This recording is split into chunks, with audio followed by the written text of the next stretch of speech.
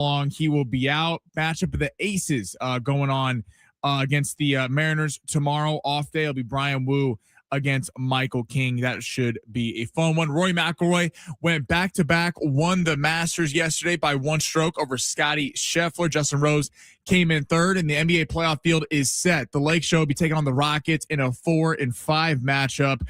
Per Arash Markazi, Luka has a shot to return in the middle of the first round. That game will be Saturday night at Crypto 5:30 for game one. Choosing the right home service company isn't just about fixing what's broken. It's about trusting who's in your home. That's why homeowners count on Anderson for friendly professional service that keeps everything running right. Visit AndersonPHA.com.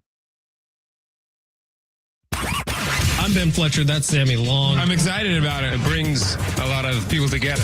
So, can the Padres just play the Rockies all season? To left. Leniak going back, looking up, it is gone. Ramon Laureano with his fourth home run of the year. A weekend sweep at Petco and 5 straight wins. We react to the game and get ready for the Mariners. Yeah, I know what the series is called, and I'm not saying it. SDFC struggles at Snapdragon, and that man did it again at Augusta. Rory is a rare repeat winner at Augusta. Plus, who went to Coachella? Yeah, didn't think so. Let's head to the studios of San Diego Sports 760 and get in the zone with Fletch and Sammy. Yeah, let's get it going on a Monday. Shocked that Big Voice Guy doesn't think that me and Sammy are cool enough to go out to Coachella. Our program director is at Coachella right now. I know. She's a badass, though. So, we did not go to Coachella. We did not survive the windstorm that ruined everybody's camp. We did not see Justin Bieber sing over the top of YouTube videos of Justin Bieber. Did you see David Lee Roth come out at Coachella? I did see that. That actually looked pretty sweet. That was awesome. The dude still got that swagger. But yes, it is San Diego Sports 760. If it's your first time checking us out, my name is Ben Fletcher. That is Sammy Long. We handle business from 12 until 2. And then Sammy takes over for an hour of goodness we like to call Going Long with Sammy, followed by our brand new afternoon drive show. If you haven't heard it yet, check these guys out. Schaefer, Sliwa, John Schaefer, and Alan Sliwa from 3 to 6 every single day. Couple topics today. Obviously, Padres go 4-0. They sweep the Rockies over the weekend. And Rory wins back-to-back Masters. Now he joins Tiger Woods, Sir Nick Faldo, and Jack Nicklaus as the only person to ever win back-to-back Masters. But there was something a little lacking yesterday. We'll get into that as the show goes on. Derek Togerson is going to be swinging by live and in person coming up at 12:30. Have you ever talked to Togs in person, Sammy? Yeah, I've let him in the building before. He's a little bit of an intimidating presence sometimes. He takes care of his body. He's been in the gym. So get ready. Maybe Togs will try to flash you some guns or something. We'll see. But looking forward to chatting with him about that Padres homestand, which is where we're going to start. Like I said this last week because we were on there Friday after Xander Bogaerts hit the walk-off grand slam. And it's sometimes during a baseball season, a really long one, you have to celebrate the special. And this whole weekend at Petco Park, I do think was pretty special because it was followed up, the Xander Bogaerts grand slam walk-off, by a Gavin Holy Sheets 3-run home run walk-off. And Petco Park has turned into this environment where these little things get celebrated so much. And it's not little when it's a walk-off. But did you notice what I noticed on Friday night? And that was 20 minutes after the walk-off 3-run home run from Gavin Sheets, the entire place was still packed with people chanting Holy Sheets. Like, is there a better ballpark in the country for a Friday night win in dramatic fashion than Petco Park? My answer would probably be no, because of the way that place was still rocking. So congratulations to you once again, Padre fans. Like, you know, in golf, they say the at the Masters, Augusta is part of it. Like, Augusta is the star a lot of times. And then you see history. Right, you hear people cheering on other holes, and it kind of plays into it. It's like the course is part of the charm. At Petco Park, the crowd is part of the charm of the Padres. You sweep the Rockies. Congratulations. There's going to be a lot of teams that sweep the Rockies. But what I will forever remember from that series is the fact that the Petco Park crowd on April 11th or April 10th is in playoff form already and is a ton of fun to watch. So congrats to the Padres who get the sweep. I thought it was a big series. The Nick Pivetta stuff stings. Right. There's a lot to unpack here because they deserve all the credit in the world for. Yeah, I didn't even say Tatis playing second base. Let's go. I mean, that's him with the position switch. You give him credit. You can only play who's in front of you. So the Padres deserve a lot of credit for winning over the weekend. It was in dramatic fashion with walk-offs Thursday and Friday. That was fun to see, and then just really took care of business on Saturday and Sunday. Right. The Nick Pivetta stuff is a real bummer because this is really going to test this starting rotation. Now, I would say the starting rotation hasn't been quite as bad as I expected it to be when I heard that Joe Musgrove wasn't going to be here for the first little bit of the season, first couple months of the season. This is a bummer, though, because, now we were talking about Matt Waldron. Would he be replacing Walker Buehler or German Marquez? Well, screw replacing. You're going to need him to be added to the rotation. So you're going to have to win. These Randy Vasquez and Michael King starts are basically must wins for the Padres. Like, when Michael King and Randy Vasquez go, you're going to have to win the ball games because you don't know what you're getting from the other three. Now, it's nice to know that if the Padres can stay kind of afloat and can kind of do what the Dodgers did last year and bring their starting pitchers along slowly, and then all of a sudden halfway through the season, you're seeing Nick Pivetta and Joe Musgrove, some ace cards, kind of come out of the deck and be able to be fresh and healthy for a stretch run. But it puts even more pressure on the bats. It was great to see that against the Rockies. This Mariners series feels really big, and not because it's the Vetter Cup, because we all know that's dumb. No, that's important. The Vetter Cup is huge. In a forced fake rivalry. Look, I love the Vetter Cup. But it's a really important series for this because Nick Pivetta's hurt, and we can all celebrate and have fun that they got after the Rockies at Petco, but let's not forget that the Rockies, one of the worst franchises in baseball. Now you take a Mariner team that's a damn good baseball team that's coming to town. So with some elite starting pitching, this is kind of a microcosm, a really big series early in April, even though if they lose the series, if they win the series, doesn't mean that they're in the playoffs. But it does feel like, are you going to carry that momentum from what you've been able to do the last week or two with the Rockies and the Red Sox and the Pirates into a really good series? Because it's really going to come down to the bats. If the bats are humming, they're going to have to be humming because of the fact that the starting pitching was already thin, and now you're looking at a Nick Pivetta injury. Now, my biggest question leaving this series outside of Pivetta, because obviously that's a thing, but a thought that I've been having, and you could text us on this 70470, start your message with team. The best Fernando Tatis Jr. has ever been with the bat was when he was playing shortstop. That was when he had a 42 home run season. That's when he was in NL MVP conversations. Wasn't because he was a great shortstop. In fact, he made a lot of errors at shortstop, but his bat was that amazing, and he was a huge power hitter. This weekend, while there wasn't a home run, wasn't Fernando up over 500 on the weekend, or at least the two games where he was playing second base? Like, is there part of Fernando that when there's more to think about on an every play basis, like there is in the infield, and less kind of sitting around like there is in the outfield? Is there part of Fernando who's probably just a better hitter because his mind's off of it more often when he looks more engaged, like he wants to play in the infield? I'm just throwing that out there. Like, is Craig Stammen going to make the move to take the dude who just had two pretty good hitting games out of the infield and put him back in right field? I know all the quotes we've seen coming out are that Stammen said he's probably going to still play the majority of games in right. This was very matchup based. Jake Cronenworth shouldn't have been hitting because of the righty lefty matchup. And we all get that. But Fernando's bat is much more important to you than his glove is. Oh, 100%. So why not stick with the thing that's working is what I would say. But what do I know? I don't get paid to make lineup decisions, but I do think I'm right on that. If he's playing better. To that end, it's great when we see Fernando make plays at the wall, and it's great that he's a really good right fielder. There's an argument to be made. He is the best defensive right fielder in baseball. You're not paying Fernando Tatis the money you pay Fernando Tatis to be a great defensive player. You're paying him to hit like an NL MVP candidate. And if he's a better hitter when he's playing the infield, I would say just play him in the infield. I got to give Jake Cronenworth learn right field. I got to give Stammen some credit for, even though has he made all the right decisions a couple weeks into the season coming out of the bullpen? No, but I give him credit for trying things, moving up and down lineups, putting guys on the bench. Who knew Laureano was a good leadoff hitter? Right, like he looks pretty good as a leadoff hitter to me. I would much rather have that from a manager where we come in on Monday and go, okay, that didn't work, but at least they tried something, versus Mike Schilt, who was so dead set on proving that he was right, and his original lineup decisions and guys that he believed should be playing, even though they weren't playing very well, would not change up the lineup. Him trying to consistently prove to all of us, everyone that watches the Padres night in, night out, that he was right would drive me through the roof. So I got to give Stammen some credit for kind of mixing things up early. Schilt was also big on the best defensive lineup is going to be out there. Because remember, he would always say that we're going to win on the margins. And marginally, if you have a guy who's going to save X amount of runs in right field like Tatis will over the course of the season, that's going to be better for you if you play out the law of averages. I think Craig Stammen is showing you early on he's more concerned about hitting. and he's making decisions based on righty-lefty matchups, which is why Jake Cronenworth wasn't playing.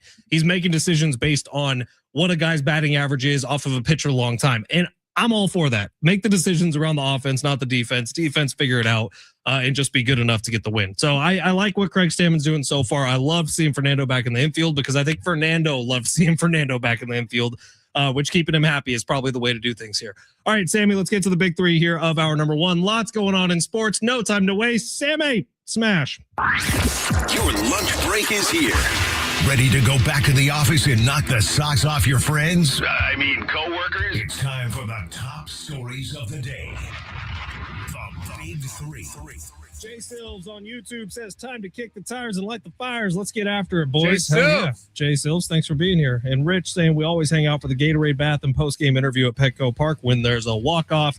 Yeah, Rich, the fans at Petco made the whole thing. And I know you were part of that. It reminded me back to the Jorge Alfaro days when he would hit the home run and then everyone was just waiting around to see if he would drop an F-bomb after the game. And he always did. All right, Sammy, where are we going? All right, there's so much happening in the sports world. We're going to get to the Masters in a few minutes. I'm going to leave the Masters out of this thing. We will get to Rory and his win. But Doc Rivers is out as the Milwaukee Bucks head coach. Giannis called it a shock to him that he will no longer be with the organization. Did not rule out a return, but then Giannis went on to rip the organization basically for how they handled his injury and everything surrounding the Doc Rivers situation. Are you surprised that the Bucks have moved on from Doc Rivers amid all the Giannis drama? It does sound a little bit like Doc moved on from them as much as they moved on from him. And it also, correct me if I'm wrong, Sammy, but what I read earlier was that Doc was even thinking about moving to the front office. Like he was thinking about a permanent change in his basketball life. Not to say he'll never come back to coaching, but I do think maybe for a year, for 2 years, maybe Doc Rivers is making a move into more of a business side of things, which I can understand. Analytical brain, for sure.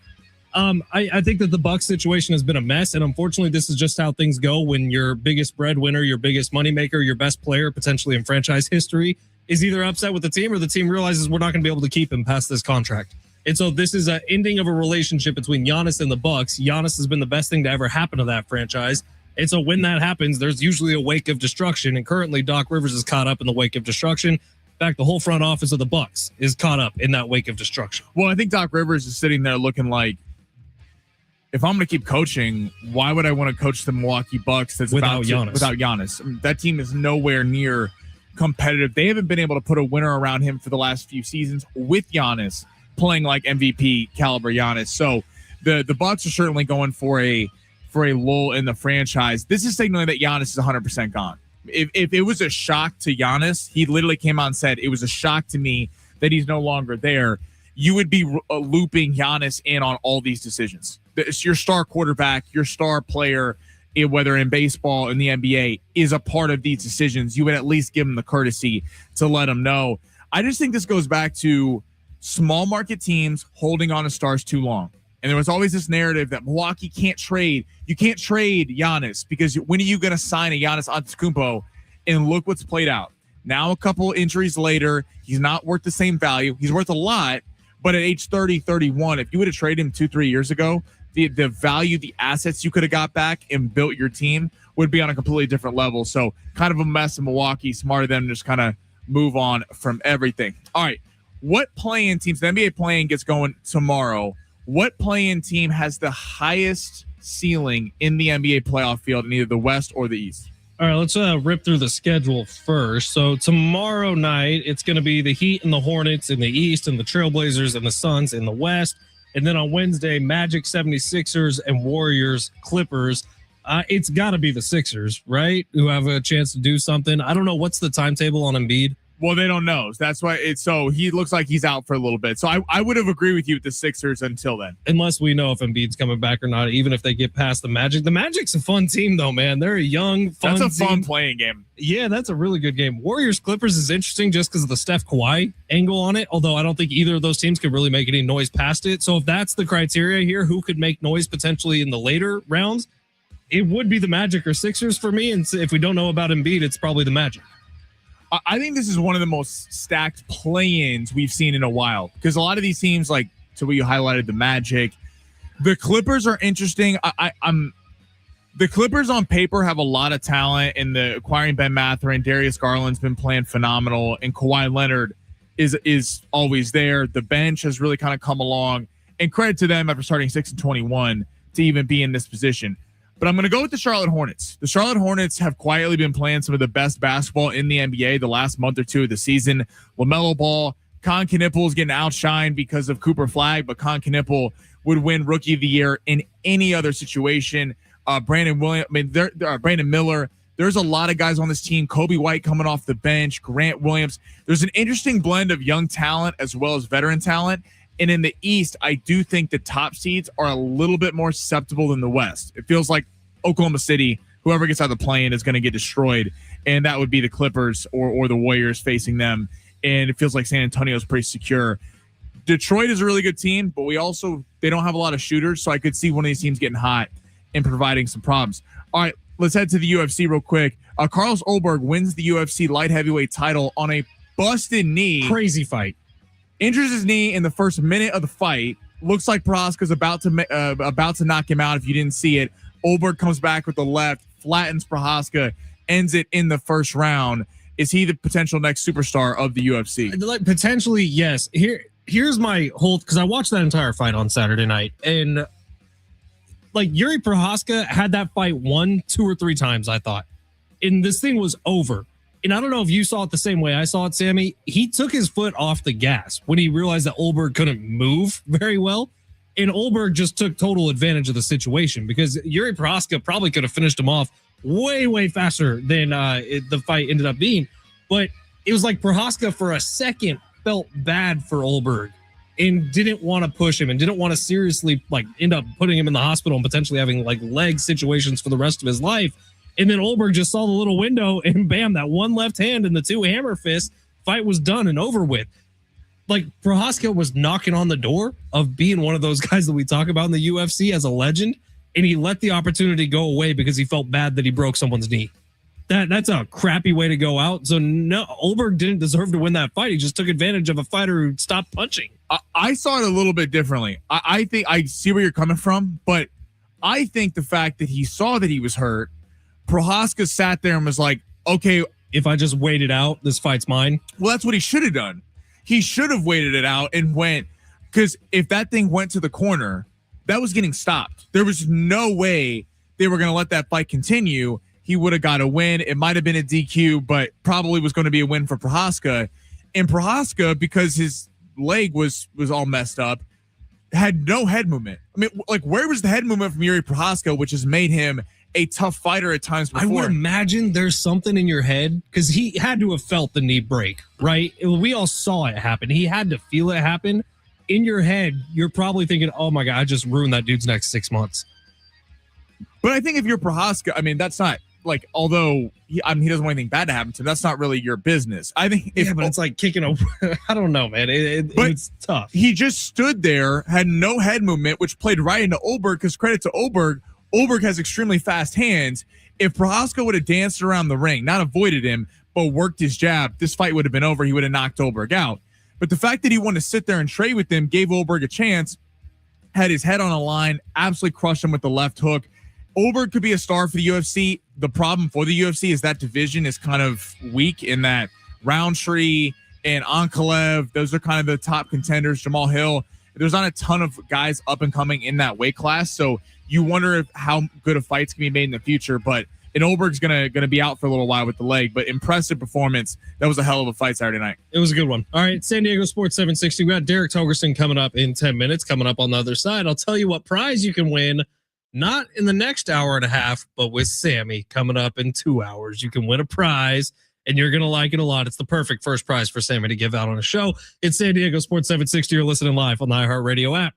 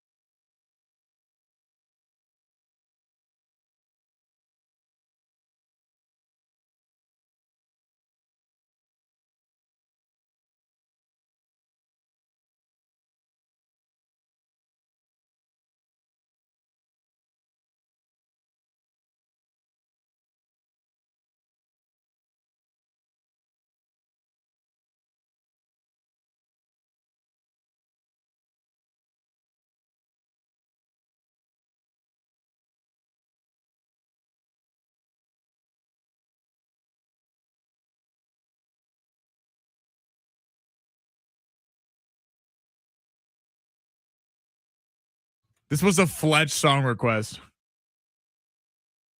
I think the response to that is you're welcome, Sammy, and you're welcome, San Diego, because coming up in the 2:00 hour today, an opportunity for you to win a pair of tickets to go see Kesha at the North Island Credit Union Amphitheater on May 23rd. Tickets and info at Ticketmaster.com. But Sammy, you're giving these away today. How are you going to do it? Hell yeah. You're going to have a Kesha sing-along contest? No. You're going to have people Kesha sing along? Yeah. I'm yelling timber.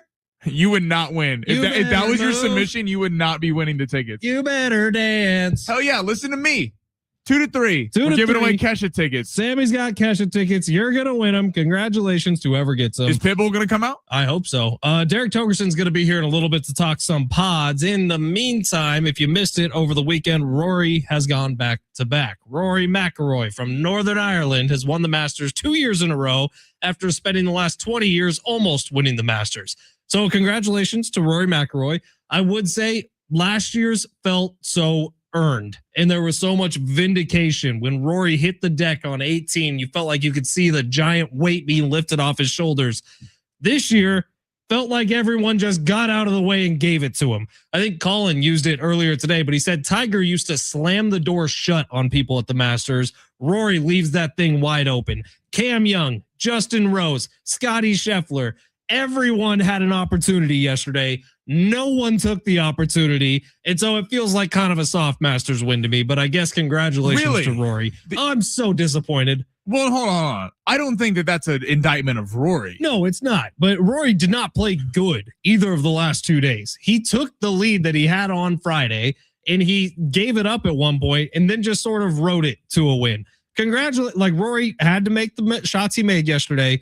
But let's be very honest. I think it was so impressive, though, how Rory was awful off the tee box through all 4 days. Yeah, did you see after the first 2 days, he was 90th in driving accuracy? And he still was up there. It's a testament to how good he is on the fairways. I hear where you're at. We lacked a little bit of drama for how close the leaderboard was. If Justin Rose played as good this year as he did last year in his final round, Justin Rose wins the Masters. Right, but again, they didn't. So it's like part of me, Rose didn't step up. Scotty missed the birdie on 17 that no one had birdied all day on that hole at 17 on Sunday at the Masters. Missed it by like a quarter inch. I mean, there were countless opportunities for any of these guys. Cam Young completely, lost it down the stretch there. There was a lot of guys, like Aberg was making a run on the beginning of Sunday. Not that he was necessarily ever in it. Like there was some really good players. Shane Lowry struggled on Sunday. Everyone, and Rory admitted that when he was, in the cabin after talking about it, a lot of people really didn't make big shots to push me. And when Rory, missed it on 18, that terrible tee box shot when he landed in the woods, you could tell he got nervous. It was kind of crazy. It would have been fun to have seen if Scotty would have made that putt on 17, forced a playoff between Rory and Scotty. But to me, I'm not taking anything away from Rory McIlroy. In fact, it's more of an indictment of the rest of the field that you couldn't have taken advantage when he lost a 6-shot lead the day before and then was losing heading into the back nine on Sunday. Yeah, I'm disappointed in the rest of the field too. This had very little to do with Rory, which is why this win feels a little bit cheaper because it had very little to do with Rory. He just outlasted everybody. So congrats. Do you think it feels cheaper though, or just to me it does feel a little bit cheaper. Like last year wasn't earned, had to go through it to win it. This year it was like, okay, well, even if you shank your drive on 18, you're still going to win because all you need to do is bogey. But then again, I mean, we didn't have that same thinking when JJ Spawn won last year, and that was a horrible tournament. Sure. But I just don't see it more as an indictment of Rory. I see it more as an indictment of the rest of the field. Right. Was it the same Sunday as the year before where everyone was like, is Rory going to choke again? And really had this drama building. Rory seemed very loose and that's why he ended up winning it. But Goosey Rory. Jamar bringing up a good point, says, I heard Rory got to practice at Augusta for the last month or so. How does that happen? Did you see that? Rory bailed on the last 2 tournaments so he could play Augusta. He said he played it every day and would fly back and forth to his home in Florida to take his daughter to school and pick her up. But other than that, he was at Augusta playing every day. Didn't go to 2 tournaments that he should have gone to. I mean, a lot of guys. Scotty had a baby, missed the last month. Sure, but Rory was getting extra practice time in Augusta because he really cares about what everyone thinks about him. Is this where we're going with today? We're bashing Rory. That's me. No, you just had money on Justin Rose. So bad. Just stop. God, I wanted Rosie to win yesterday. I don't understand where this is coming from. Rory finally breaks through back to back, and then all of a sudden we're docking him for practicing in Augusta. We love to turn on people, especially arrogant people, which I look at Rory. All right, I got to go grab Derek Togerson. He's here. He's in studio. We'll get his thoughts on the Masters as well as the Padres weekend. That's next on San Diego Sports 760 live on the iHeartRadio app.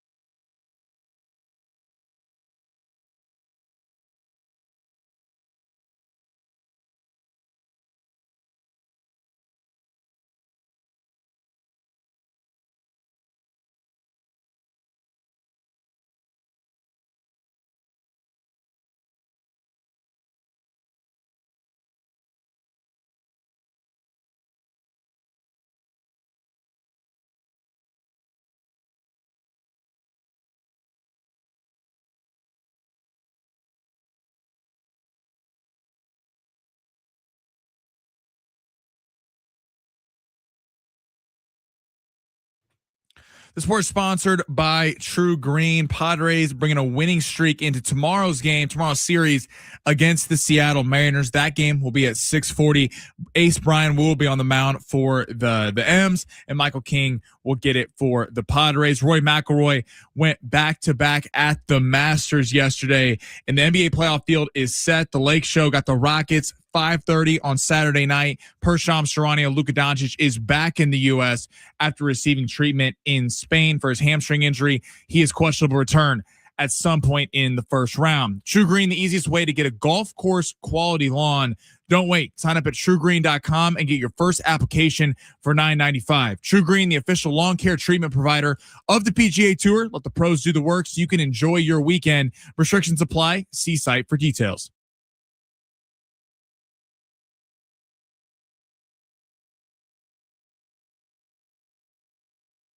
San Diego Sports 760. Ben Fletcher, Sammy Long with you till 2 o'clock. It's The Zone. Sammy's got his own show coming up right after. He's going to be giving away Kesha tickets. Make sure you keep on listening here on San Diego Sports 760. All right, usually you hear him on the phone Today he's here in person because little secret, he works right next door. Derek Togerson, what's up, brother? I braved the rain to come over and say hello. Is it dumping out there? It's San Diego. This is dumping. It's probably like, going to get maybe 1/1000th of an inch. But yeah, I mean, I'm a little damp, but that's how much I love you guys. So I had tea times this weekend up at Native Oaks, and for the entire week, it said it was going to be raining on Saturday. And my brother was panicking. He's from up in Fresno. He was driving down to come play. And I was like, it's San Diego rain. It might get like 1/4 of an inch. You'll be fine. Yeah. Saturday, we had the most beautiful picturesque day you could possibly imagine. Togs, last time we almost had you on, you said we needed to give a shout out to Jake in the Fashion Valley Mall. Yes. Because he came up and said hi to you. Yeah. Well, it's because he comes up and says, hey, you guys, one's on the radio, right? Like, Sammy and Fletch have you on quite a bit. So yeah, Jake and his kids are out there shopping. I came over and said hi. So you guys have some fans out there. So Jake, I know you're probably out there listening because at least as long as you do what you say and you are in fact listening quite a bit to San Diego Sports 760. What's going on, man? Hope you're doing well. Sammy, we have one. We have one fan. One confirmed listener. Jake, you're our best friend in the whole wide world. Give that man cash of tickets. Yeah, you should, Sammy. Call in 2:30. All right, Togs, obviously, like the story should be the Padres have won 8 out of their last 10, that the offense is starting to come around. Fernando Tatis Jr. playing second base as a 500 hitter, but that's not really the story on a Monday. The story on a Monday is Nick Pivetta left the mound and he had elbow stiffness, which feels like a curse when you're with the San Diego Padres. What do you know? Have you talked to Nick? What'd you see in the moment where it all happened and Ruben Niebla came out? What do we know? I was at the game yesterday. I did talk to Nick. I did talk to Craig Stammen as well. And I am not cautiously optimistic. I am not feeling great about this, unfortunately. Okay, wait. English, not cautiously. So you're scared. I'm not optimistic at all. Okay, we're scared. No, we're a little bit scared about this one because I love Nick. He's the ultimate competitor. And you could see he's cruising. He sets down 9 in a row. Everything's looking fine. And then all of a sudden, that 4th inning, the fastball's dipped about 3-4 miles an hour. You're thinking, okay, I mean, one time, whatever, he's trying to do grip. It's a sinker. It's not a 4-seam, whatever it is. And then the next one is 92. Going, okay, that's maybe a little concerning. And the one that got me was when he really missed on the curveball. He couldn't finish that pitch because that's a pitch the elbow comes into the equation a heck of a lot more than a fastball is. And I went, oh boy, because he's shaking his elbow a little bit, he's shaking his hand. And you can see right after that, Ruben Niebla gets on the phone to go back to the bullpen. And 2 pitches later, it's 2-2 count. And here comes Craig. Here comes the trainer. And when it's about a 10-second conversation, they already know something's horribly wrong. And he is going to leave the mound. Now, credit to that bullpen because the way that Craig said, literally any guys who threw yesterday were like, we're here. We're available. We're going to pick Nick up. That's great. That's how close this team is. And that's a positive sign. But Pivetta said afterwards, the word he used with me was he's perplexed. He's not sure what's going on. He was under the weather. Everyone was a little, scratchy throated in there. They're feeling a little bit under the weather, but that's not what makes your velocity dip by 4 miles an hour. Despite what Craig's tried to tell us a little bit afterwards, maybe trying to steer us away from elbow issue. In 2024, in April with the Red Sox, Nick Pivetta did have a flexor tendon strain in his elbow. Missed about 5 weeks. Came back, still made 27 starts that year. So everything was fine. I asked him if this is in any way related to that. He said, no, there is no correlation. This feels different. So hoping for the best. Hoping it's one of those, platelet rich plasma injections. Sure. Take a month off. Everything's fine. That'd be best case scenario. Isn't that a Band-Aid though? It's not necessarily. If they caught it early enough, and it is just a tickle, if you will, like it's something that the elbow will heal itself, right? Unless it gets to a point where now we're past the point of no return. Right. If they caught it early enough that it is able to heal on its own without a medical procedure, then you're okay, you're good, you're fine. So where do you think this goes with the rotation? Do we see an accelerated timeline on Joe Musgrove? Are these completely, that's just going to be the same with him? Matt Waldron coming back soon? Like, where do you see this go from here? Are they going to bring in external help, or is it just rolling with the guys they got? Joe's a non-starter right now. Joe is still playing catch at 90 feet. He's not throwing with a whole lot of intensity or aggressiveness. Joe's got a ways to go. Matt Waldron has made 3 starts at AAA. Matt Waldron's thrown 12 innings and allowed no runs. A knuckleballer in the Pacific Coast League, he's probably on top of his game right now. So that's probably where you look first. And for to people bring who Waldron don't know, up. Pacific Coast League, you're hitting balls on outer space. Yes, home runs are flying out of there like the crazy. Pacific Coast League, half of it is basically Coors Field. Right. It's Albuquerque, the ball flies. They're playing up in Colorado Springs, the ball flies. Salt Lake City, the ball flies. El Paso, the ball flies. The ball flies in the Pacific. Sacramento, where the A's are playing. Sure. That all flies. The old right? River Cat Stadium. Yep, that's a bad pitcher spot. So what Walter's doing right now in that league, fantastic. Bring him up. He's probably going to throw 17 no-hitters. He's going to be amazing if you can have success in that league, right? Griffin Canning is the guy you look at. He is getting very close to going out on a rehab assignment. And that guy, remember last year with the Mets, he was really, really good until he tore his Achilles tendon. So it's not an arm issue with him. He's got to just, like Jason Adam, field his position, be able to move around and then trust the leg. So he is very close to going out and really ramping up for the season. So he'll be ready in 4 turns around the rotation. Yeah, but here's so problem. Basically you'll have reinforcements. It's how quickly can they get here? Well, no, and if this is a serious thing for Pivetta, the problem is those guys you were just talking about were supposed to be the replacements for Germán Marquez and Walker Buehler. And now they looked good. They have. It hasn't been as bad as we thought, but do we all trust that that's going to continue is the question I would Buehler, have. yes. Marquez, I think, is going to be, if he's your fifth starter, he's going 5 innings and allowing 4 runs every time. That's all you want. Take that any day of the week, all day, twice on Sundays. Fantastic. Walker Buehler really showed me something. I was at that game on Friday, too, for the debut of the City Connects, and he looked fantastic. And what he did was he recommitted to throwing his fastball more often. He was kind of trying to stay away from it and mix in all these different things because he felt like he had to be a pitchability guy. And he's like, listen, I throw my fastball. I like throwing my fastball. That's what I've always done. It's not what it used to be, but the context of my other 6 offerings is my fastball. So you can't just ignore that. You still have to have the fastball pitching mentality. He figured that out and was tremendous. So I think Walker Buehler is going to be okay. Germán Marquez is probably going to be okay. Now they're looking for upgrades. Now with Tatis playing second base, I saw a Tatis who looked a little bit reinvigorated. Looked like he was having fun playing some baseball. I think he hit over 500 the 2 games he was playing second base, which it was 2 games, so we could probably pump the brakes. But there is something to Fernando where his best season ever, he was playing shortstop, hit 42 home runs. There is something to Fernando looking a little freer at the plate when he was playing second base. And I don't know if it's quite literally just there's more on your mind when you're in the infield than you are picking daisies in the outfield. So more permanence from Craig Stammen with Nando back in the infield? No. Damn it. I know. It's a fun thing to do. And by the way, he immediately has the greatest arm strength of any second baseman in the history of Major League Baseball. He also might be the tallest. He's also one of the tallest second basemen in the history of Major League. It's fun to watch a guy who's that big move the way he does around the middle of the diamond. Turn to double play, no problem whatsoever. Like it was a fun little experiment, and it's nice to know that he can go out there and do that. But he's not an infielder anymore, guys. Plus, would you rather have him in right field or Bryce Johnson? So I would rather have Fernando Tatis Jr. hitting 300 with 30 bombs. But he can do that as a right fielder. He hasn't. But he can do that as a right fielder. Plus, even if he gives you what he's giving you in right field, it's still not 500 at-bats of Bryce Johnson. Which, I mean, I love Bryce. He's great. He's a great, awesome dude. Right field. He's great. He's a reserve outfielder for a reason. So what do you make of the power? Like, so much has been made of last season, the lack of power Padres hit for. So far, the first week and a half wasn't there, and then over the last week really seemed to regain it. Do you think this is more of a product of it being the Rockies, or they found something over the last week? Because they did it also in Boston, and they did it in Pittsburgh, and those two, by the way, those 2 places were freezing. The ball doesn't fly as well when it's cold. And it doesn't fly as well at Petco Park in April. We've seen that historically year after year.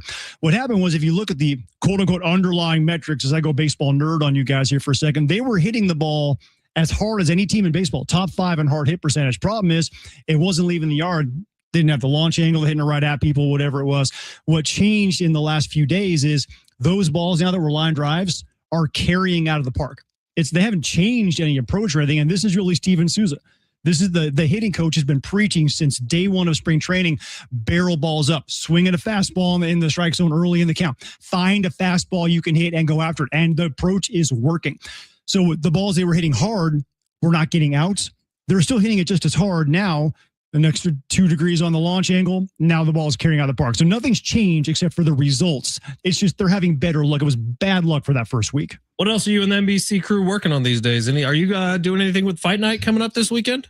Juju Ballo and Johnny Mansour? I have heard about it. We also have I'll be up in Anaheim for the Padres Angels series. And we have, the Seals are trying to get into the playoffs. So they're going to have 2 against Las Vegas this coming weekend. So San Diego FC is trying to figure out how to play with 11 men the entire time. They just keep getting red card. Is that 4 games straight with red cards? I believe so. I kind of like the fire and the attitude, but having the full team is better. Well, that's not even fire and attitude. It's that have you seen some of the calls? it's been outrageous. Sure, but 4 It's- games in a row with a red card. Sometimes the crazy person on the bus is you. Yeah, you're maybe putting yourself in position to get those fouls, which you shouldn't be doing. But these guys are flopping like crazy, and the refs are falling for it. As I said, what are we doing here? What are we doing here? It's like they're getting the narrative that it's like a team in the NBA that doesn't play defense, that all of a sudden every time then they must be fouling if they get a stop. It's like SDFC's kind of getting that treatment where they're getting this rep. So every time there's like a close call and someone's flopping, it has been pretty egregious the last few weeks. Yeah, it's been, and I'm never one of those blame the refs kind of people. This is blame the game of soccer because they allow this kind of nonsense to happen. It's egregious. It's terrible. Well, Togs, it's great seeing you in person. It's good to see you guys too. I almost forget what your faces look like. Yeah. Well, YouTube's up every day. San Diego Sports 760. You should jump in and be a part of our little community Yeah, here. but typically I'm driving around like Jake, and so I can't have a screen in front of me because I have to watch people on the road, especially in Southern California, especially when it rains. Yeah, I definitely wasn't watching the Masters while driving home from Valley Center yesterday the entire time. I'm glad you were not doing that. Nope, focused on the road. Togs, great to see you. We'll talk to you, I guess, in a little bit, and have fun in the parking lot next door. I appreciate that. I'm going to walk by and try to dodge raindrops. Appreciate you, pal. All right, San Diego Sports 760. Long shots coming up next. I don't even remember. I didn't check. Did we win this weekend? The UFC sold us. UFC sold us. Always a bummer. San Diego Sports 760. Long shots coming up next live on the iHeartRadio app.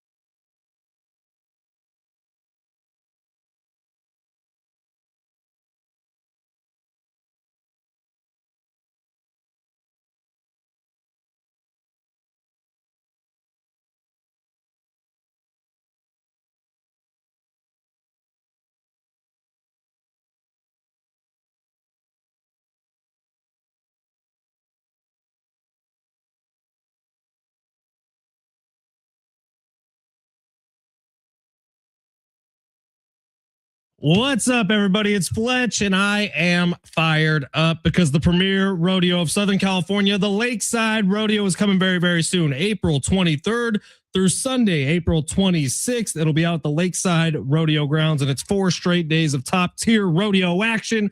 I'm talking bull riding, steer wrestling, rodeo queens, even the kids' stick horse races. They're adorable. They're hilarious. And honestly, I'm pretty sure I could win in the kids' stick horse race. My wife and I, we love this event. We've been volunteering out there for years. Every single time, it's an absolute blast. Make sure you stop by the concession stands. I will be there on one of the nights pouring beers. It's the 62nd annual Lakeside Rodeo. It's fun, it's affordable, and it's perfect for the whole family. Plus, it supports the El Capitan Stadium Association, a nonprofit group that gives right back to local youth out in Lakeside. So dust off those boots, grab the family, and come experience it for yourself. Trust me, you do not want to miss this. Grab your tickets now at lakesiderodeo.com. That's lakesiderodeo.com. I will see you out there.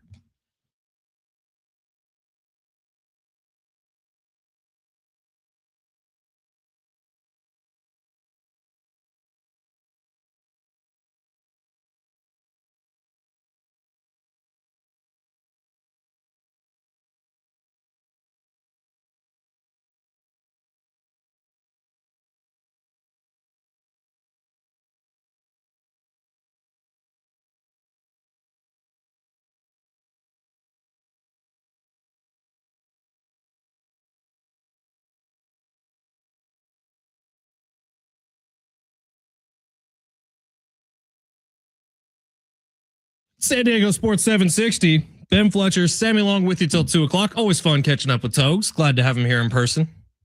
Hell yeah, man. It was great seeing him. He's a good dude. I really like Derek Togerson. But this is the time of day where we clear the decks. And you know what? Togerson be damned. We're going to make us all some money here. So I don't know about you, Sammy. I did not have a great weekend gambling.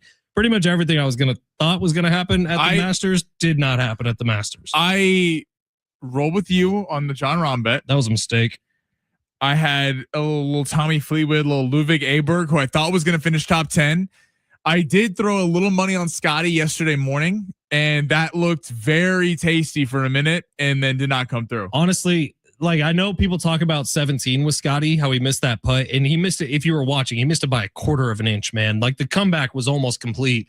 Scotty lost the Masters this year on 9, 10, 11, 12. If he could have birdied one of those holes, like he just went cold. He started the round hot, finished the round hot, just went cold in the middle for about 5 holes. If he would have done anything on those middle 5 or 6, we probably could have been singing a very different story today. But no, Rory gets to walk away with it. And like our text line says, I'm sick of that Lil B. I think that's from the 913. I don't understand this Rory hate. It's the way he talks. It's the way he walks. It was him leaving the tee yesterday. Wait.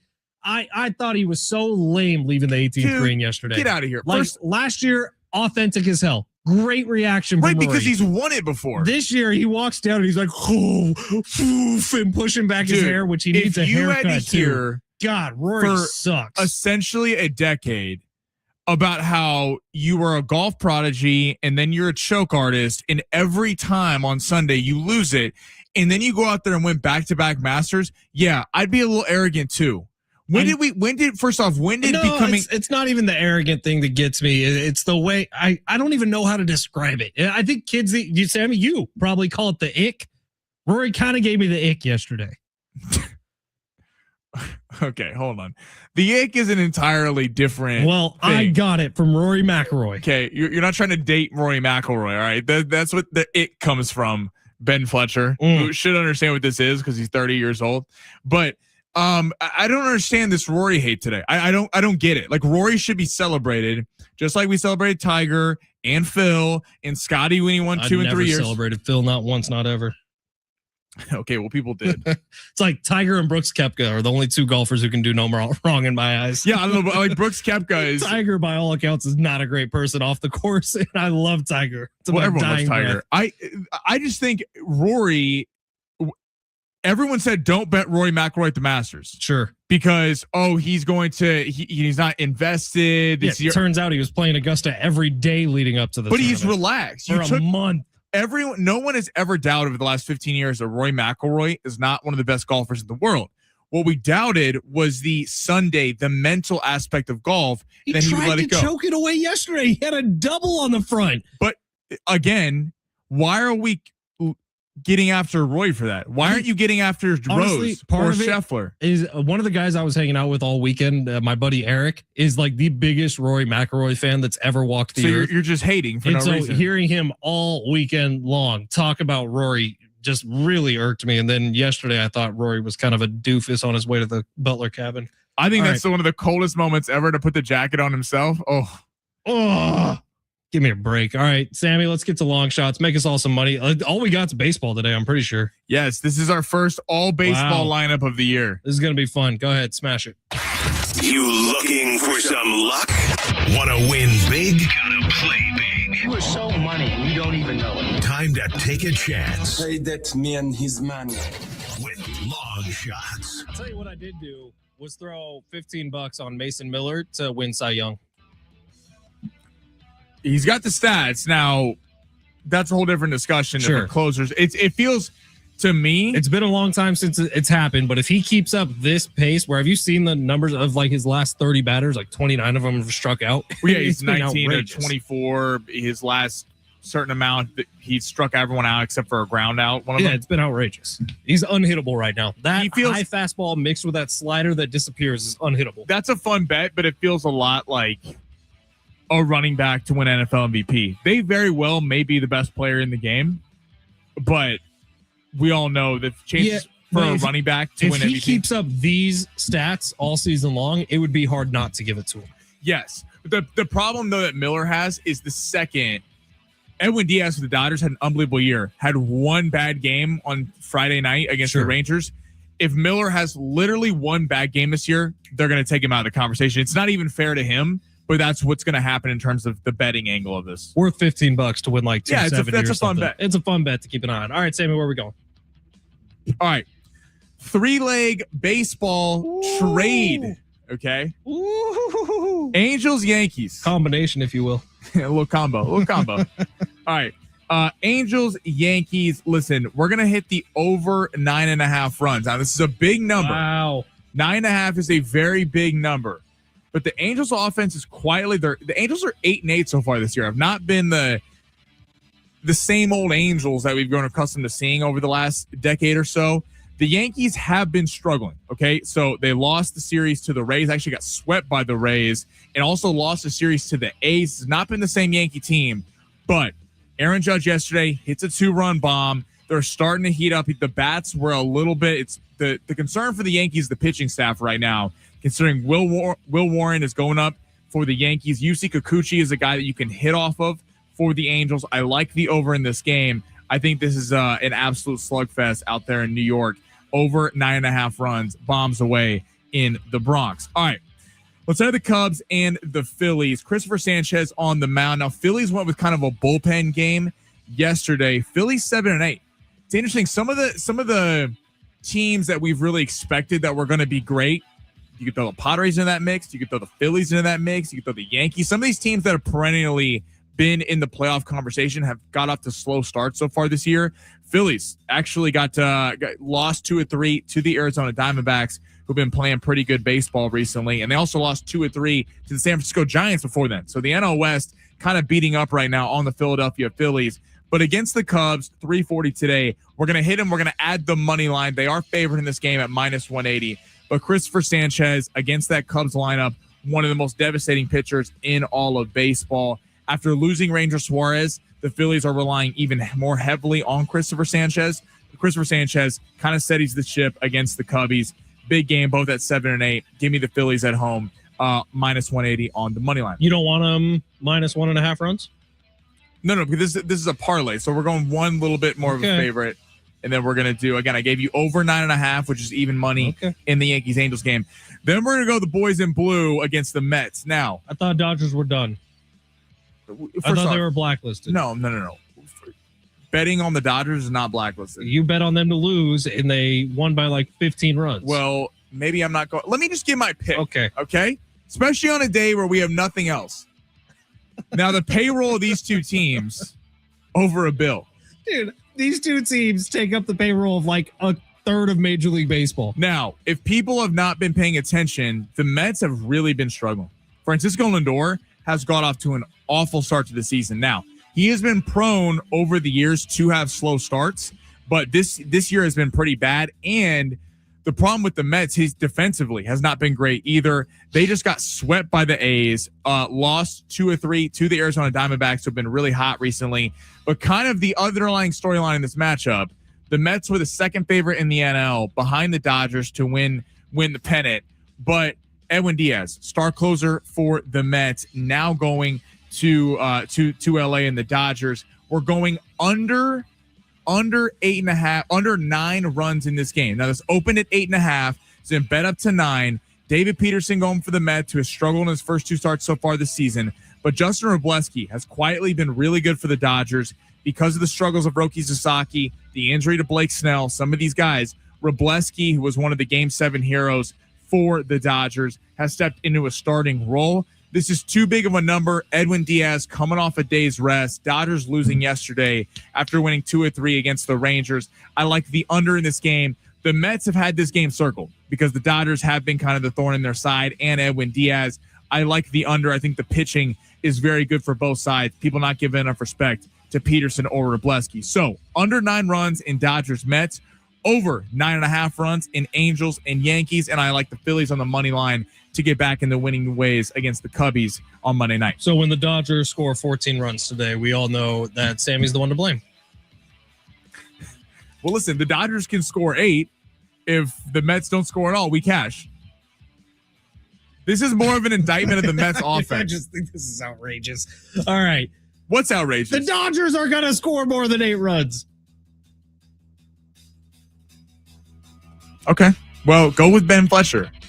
Well, I already went with Sammy. You Sammy lost us enough money on John Rahm over the weekend, so you've been blacklisted for a minute. That's fair. That's absolutely fair. All right, it's San Diego Sports 760. Take a quick break here. Hour 2 is coming up next. Sometime within hour 2, I promise, we'll get to The Boys season 2 release. We'll get to Euphoria season 3 We had some good release. TV watching last night. Yowza. It's San Diego Sports 760. You're listening live on the iHeartRadio app.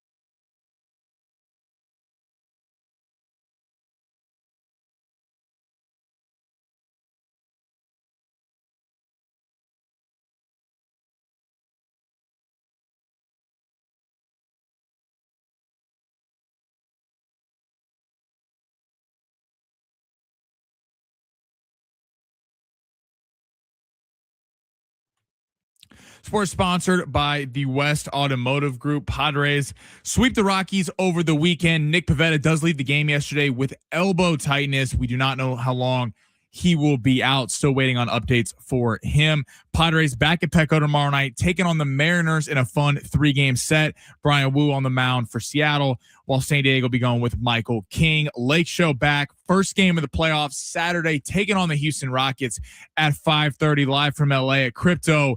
Luka Doncic back in the United States after getting treatment in Spain for his hamstring injury. There is some optimism per Shams Charania he could return at some point in the first round. At West Automotive Group, their philosophy is to never put money ahead of people, and their master certified technicians will only perform repairs you really need. Visit westautomotivegroup.com to book your appointment today. That's westautomotivegroup.com.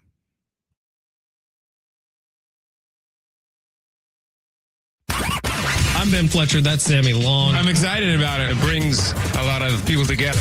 So, can the Padres just play the Rockies all season? To left. Moniak going back, looking up, it is gone.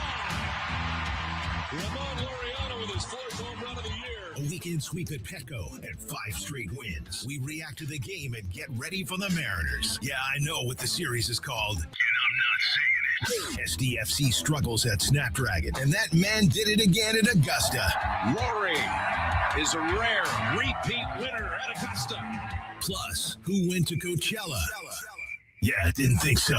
Let's head to the studios of San Diego Sports 760 and get in the zone with Fletch and Sammy. It's hour number 2 here on San Diego Sports 760. What's going on, everybody? Ben Fletcher, Sammy Long with you till 2 o'clock. Sammy will keep the party rolling with some Kesha tickets for you after that. Schaefer and Sliwa will take us home tonight from 3 to 6. All right, Padres obviously 8-2, one of the hotter teams in baseball right now over the last week and a half or so. Red Sox, Pirates, Rockies, 3 straight series wins and a 4-game sweep of the Rockies was the cherry on top. Now the Padres have an interesting little opportunity here because it's one thing to do it against the Red Sox, who that series, or they were reeling when the Padres got to Fenway. It's one thing to do it against the Pirates, who made a million errors in that 3-game series, it felt like. It's one thing to do against the Rockies, who, yes, were 500 coming into that series, but they are still the Colorado Rockies. Now, this is absolutely a team that's going to be in the postseason in the Seattle Mariners. This is a team that has superstars all over the place in the Seattle Mariners. And this is a Padres team who now I think it's fair of us to all expect a little more out of them.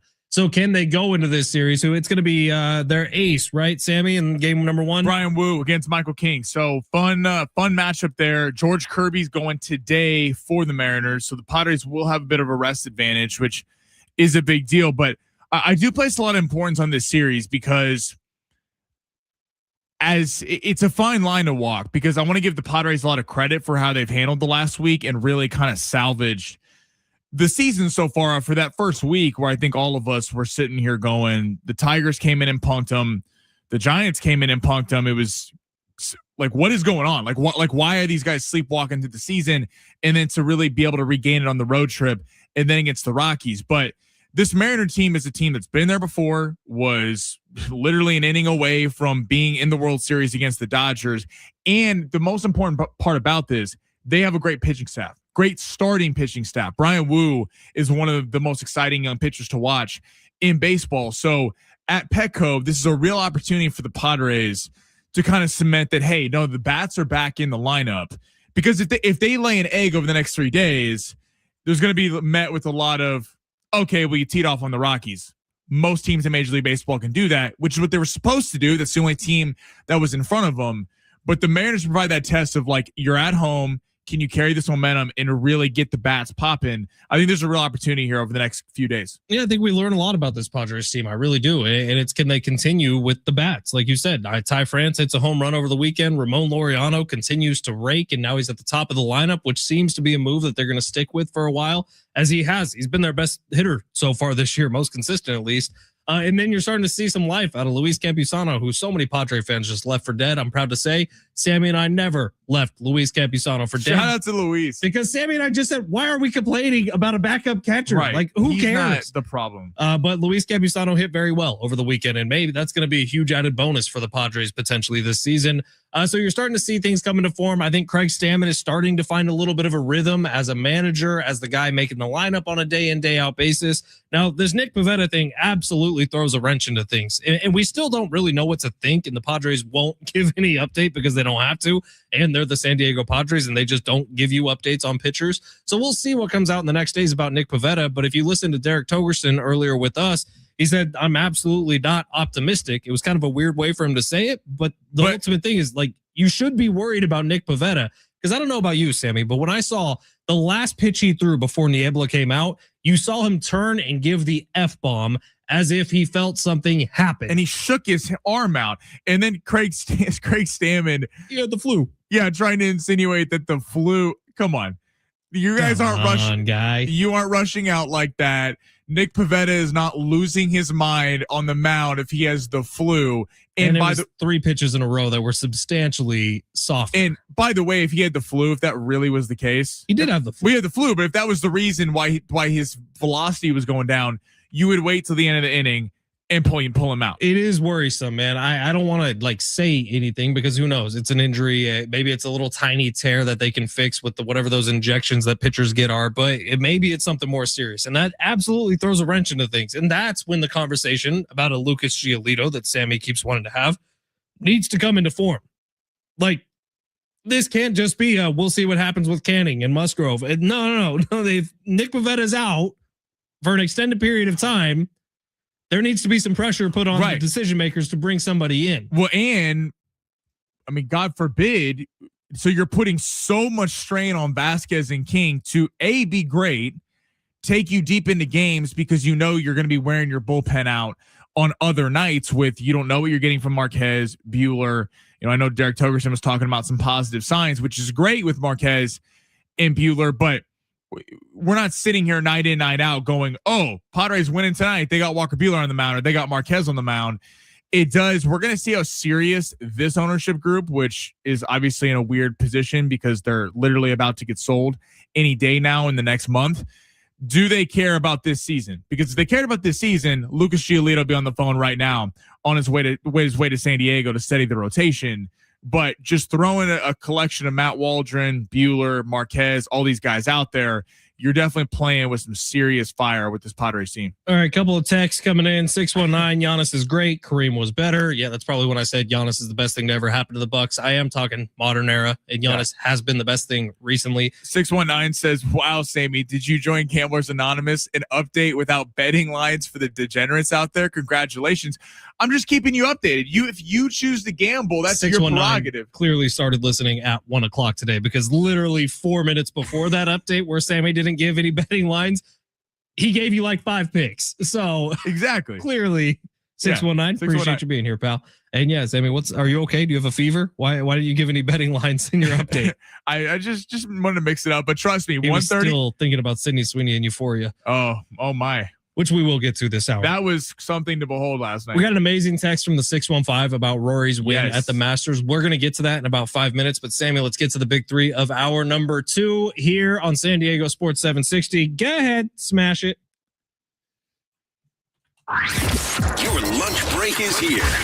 Ready to go back to the office and knock the socks off your friends? Coworkers? It's time for the top stories of the day. The Big 3. Jay Silves on YouTube saying stoked for Campy. Yeah, we all should be stoked for Campy. Hell yeah. It's the one strange thing about the Padres fan base these days, and it's amazing. People hate Luis Campy. Like there's a real argument right now in the landscape of the sports world, like the NBA playoffs about to begin, regular season baseball kicking into high gear, but no NFL right now. Like a game at Petco Park, if you were just looking for vibes and energy, there might not be a better place in the country to go than a game at Petco Park right now.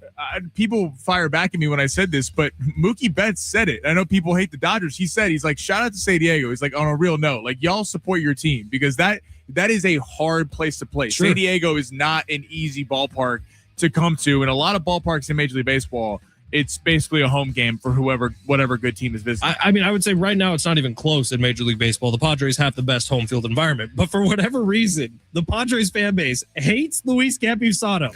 And I'm like, the backup catcher cannot seriously take up this much real estate in your brain. Well, it drives me crazy when, like, not over the weekend, but Machado will go 0 for 5, right, and he will get no criticism, and Campusano will strike out. People are just bashing. I don't get it either, but I'm really happy Luis Campusano had such a nice weekend. Right. Our YouTube, Jamar's buying a house in escrow. Congrats to Jamar, man. Jamar, round of applause.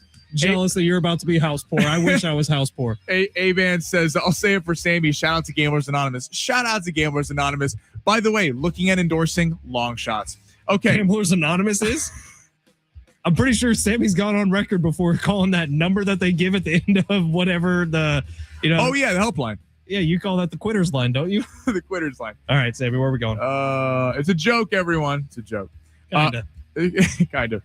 Luka. Okay, so per Shams Charania, as of right now, Luka Doncic back in Los Angeles Friday. Spent the past week in Spain. Received multiple injections for a hamstring strain. His status is unknown. Got that Spanish juice in him. You got that good overseas, but his status is unknown. Could possibly return for the first round. The question is this, though: should the Lakers push him back? They're taking on the Rockets. They would have to face Oklahoma City in round 2, which means they're probably going home. Should they push him back over the first week? My answer is yes. You have to see what you got with this Lakers team. What if something good happens for him? You know what I mean? Like, I do think that the Lakers can beat the Rockets, even if it's a LeBron only thing. Like, the Rockets have some serious flaws in their organization and on the court right now. So if the Lakers can somehow get LeBron God mode for a couple games and they can win that series, absolutely, you need to be pushing Luka back. You need to see what Reeves can do. What's his status? Can he be back for this series? Well, there's Arash Markazi is indicating that he might be coming back soon. We should get Arash on the show tomorrow. I'll work on that. But that'd be fantastic. Like, I am seriously thinking, why wouldn't you push Luka back? This may be LeBron's last playoff run in a Lakers uniform. Why not try to get every ounce you can out of it? And by the way, if Luka is on the court, you have a chance to win because of the way he can score. And that's against anybody. I understand OKC is deep, and OKC has all the talent in the world, and their roster. Why Luka can take over a game. But Luka can take over a game, and he can win you a playoff game on his own. Hell, he got you to a finals with the Mavericks on his own. I'm split on this because as a Laker fan, yeah, I would like to see them win a series. I think that this team it's unfortunate without Doncic and Reeves that because they would be the best of the non-Oklahoma City San Antonio teams. You could debate with Denver, but the Lakers beat Denver 2 out of 3 games in the regular season. The Lakers were on fire in the month of March. But if there is any worry that bringing him back this early could cause irreparable damage to the future, no. Because even though Luka can take over a game, Reeves can take over a game, Oklahoma City whooped up on them in that first half before they were hurt. And there is clearly a talent disparity. There's a talent level down the bench. And the chances of them all coming back and beating Oklahoma City in a 7-game series are so slim. Do I think they could win a game or two? I think they could. I think they could win a game. But over 7 games, I just don't see that happening. So, listen, I'm all for having him back. But if there is any injury, risk, a higher chance of him getting injured again, he's the future of the franchise along with Austin Reeves. You can't do this and be sitting here for next year with a Halliburton, a Tatum, a type injury where it ruins all next season. What do you think that Spanish injection was? It was he probably got something good. Apparently, there's how many drug tests is he doing between now and whenever he can play? You know what I love? It's illegal in the States, and the NBA is like, hey, we're all here for it. You know what? We'll buy you first class out to Spain. Go get that stuff. Yeah. So I promise you, we will never ever see anything close to whatever Luka got injected in his hamstring into any of us. Yeah. Like, that is science. Apparently, deep, locked away in a bunker, something great. Apparently, I'm going to mess this up. If any scientists or doctors want to correct me, text 70470, start your message team. But there's something with platelets where in the U.S. you can only get so many or something, where there are looser regulations in Europe. So he went to Spain, was able to get more, and it speeds up the recovery process. Sure. So shout out to Luka Doncic. Definitely no steroids. We're running up against it here, but there's a pressing NFL draft story of one of the top prospects coming up this week. So maybe get to that on the other side. Absolutely. Yeah. NBA draft. And let's get this text from the 615 in here on Rory McIlroy and something that was said right after the round. Fascinating stuff out at Augusta. All right. It's San Diego Sports 760. You're listening live on the iHeartRadio app.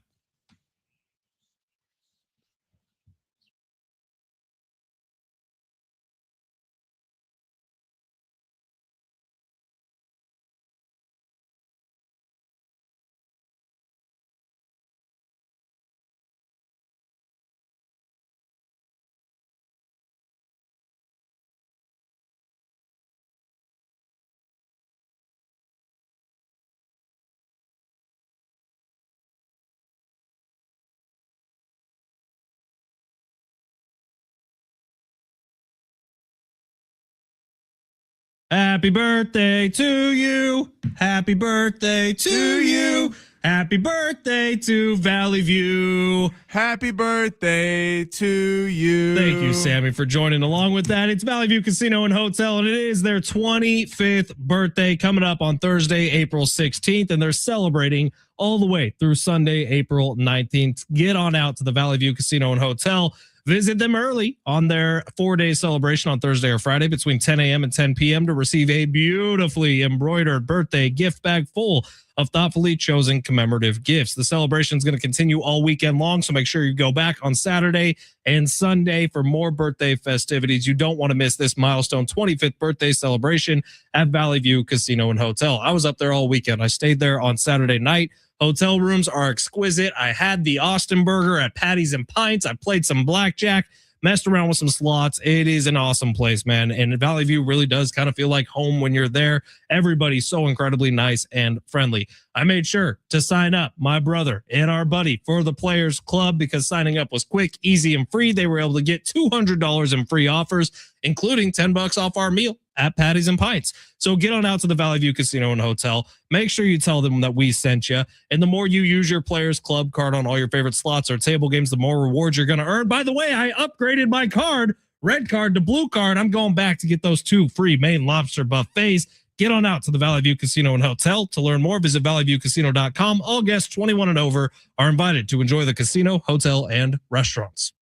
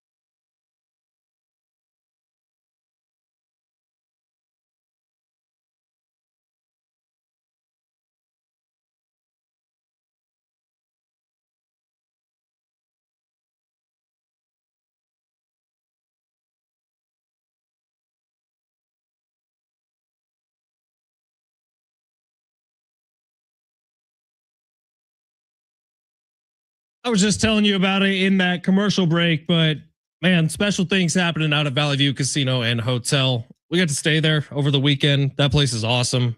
Great breakfast at the cafe. Had dinner at Patties and Pints.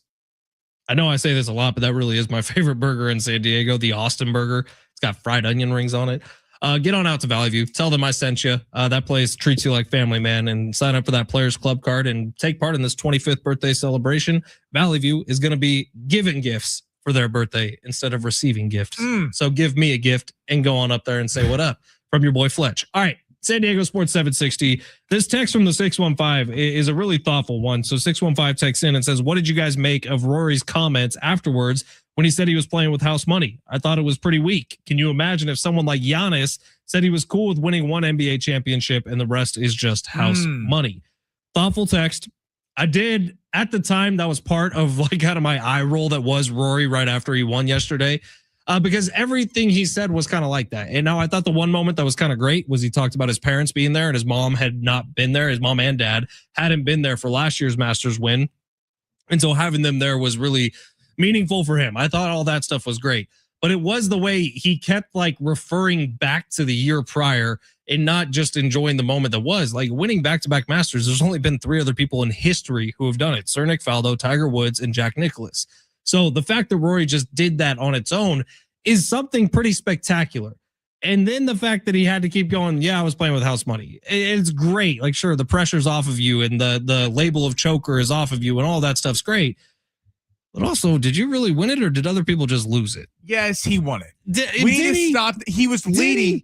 Okay, he was leading through the first 2 days, was tied going into Sunday. He lost it through 9 holes. He 100% won it. This man won last year's Masters. This year, it sure did feel like Justin Rose, Cam Young, and Scotty Scheffler all lost. By that rationale, then if you don't win the Masters by 4 strokes, then I guess it doesn't count. No, because last year was a battle. He had to beat other people, and he did. He beat Justin Rose last year. He was up 2 strokes on Scotty heading into 18. And then he puts it in the woods, loses 1 shot because he's just playing it safe out of the bunker. I mean, to 615.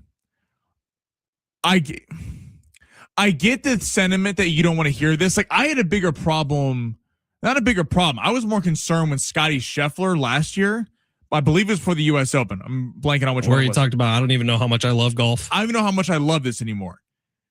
I mean, he was kind of right. If Rory played like he was playing with house money, and look, he ended up winning the whole thing. I mean, when there's this, especially in sports like golf, tennis, boxing, and UFC, where they're individual sports and their individual accomplishments, and there's no one really to blame outside of yourself when you don't win. In this narrative around Rory, it was odd around Rory. I mean, it was justified, but for a decade, he was a golf prodigy, won these couple majors. Then all of a sudden he goes on a decade-long drought, and people are just questioning if this guy's a choke artist. Not that he can't play the game of golf, that he is mentally not well enough to be winning on Sunday, because time and time again he would have chokes. So I think what you just saw, I think Rory was just being honest. Right. Like, yeah, I did win last year, and I played so free this week, where last year, I mean, he looked in last year's Masters, he looked like he was going to have a heart attack on the course multiple times. In this year's Masters, he just looked free and playing like whatever. So I didn't really take it as a problem like that. I took it more as he was just being honest, and good for Rory. That's all fair. I also think the attitude that he had after last year's Masters, where it was like he was great that weekend. And I think after he won it last year, he was extremely thankful and said all the right things. And then he went on about a 6-month stretch where Rory was just kind of a jerk all the time. Every time he got in front of a camera. But don't you think that played into this Masters a bit, because people go, that was a one-off weekend? Because outside of the Masters and the Ryder Cup last year, he didn't really play good golf for an entire season. Like, don't you think that added into this week's Masters to go, oh yeah, y'all think that I just had one good weekend? Hold my beer. I'm going to go do it again and join a select group of golfers and be the 4th ever to go back to back. Maybe it is wildly impressive what he just did. And as a fan of golf, it's like Rory McIlroy, I've basically watched his entire career since he was like 17 years old. And it's very cool what he just did. I don't want to take anything away from that, but there is something, and I still can't necessarily put my finger on it, of why watching that yesterday, it just kind of ticked me off. Okay, what ticked you off though? The fact that it wasn't until he started walking back to Butler Cabin. And I don't know if it was the facial expressions he was making. I don't know if it was how he handled the interview with Jim Nantz after the fact. It was just something from the time he left the green at 18 to get back to Butler Cabin, to get the green jacket put back on him. There was a little bit of, yeah, I'm him. Like, maybe, like, and I love that. Like, if Tiger had that, Phil had that, all these guys had that. Like, Set 858 says, let's calm down with the did he win it or did he lose it? I didn't know the field birdied two-thirds of Amen Corner for him. No, Rory played, he doubled on the front 9, and then on the back 9, obviously 18 was damn near a collapse. But what I'm saying is the guys who had a chance on the back 9 yesterday, nobody stepped up and made that shot. Which is fair that you can talk about how it's disappointing for the rest of the field, but I don't think that should take anything away from Rory. I think it's more, if what you're saying is what I think what you're trying to say is it's disappointing that it didn't feel like he played a great Saturday and Sunday round of golf and he still won the thing. But I think that's more of a, if I'm Justin Rose today, if I'm Scotty Scheffler today, because Scotty Scheffler, right, that's who I'm blaming. I'm not blaming Rory with all of this. I'm saying it didn't, like, it's not even his fault, but it didn't feel nearly as earned this year as it was last year. I would rephrase that to he felt more susceptible this year on Saturday and Sunday. I don't think anything he earned that victory, because you could flip it around and go, just because more people are watching on Saturday and Sunday than Thursday and Friday. If you're Scotty at the beginning of this season, time and time again here at Torrey Pines and at the TPC, he's getting off to horrible Thursday and Fridays and having to play catch up. I like this text from the 913 says, Fletch, I agree. Nobody wants that little B. Talking about Rory. That's just, it's just something in his facial expressions. I don't know what exactly. Like you don't like a killer instinct, like a winner? I don't think that's what Rory has at all. I think Rory 100% has killer instinct. All right, it's San Diego Sports 760. Let's get into the NBA play-in coming up next. We actually got some really good games coming up over the next 2 or 3 days. It's a big question mark facing the Lakers. Let's talk about it on the other side. It's San Diego Sports 760 live on the iHeartRadio app.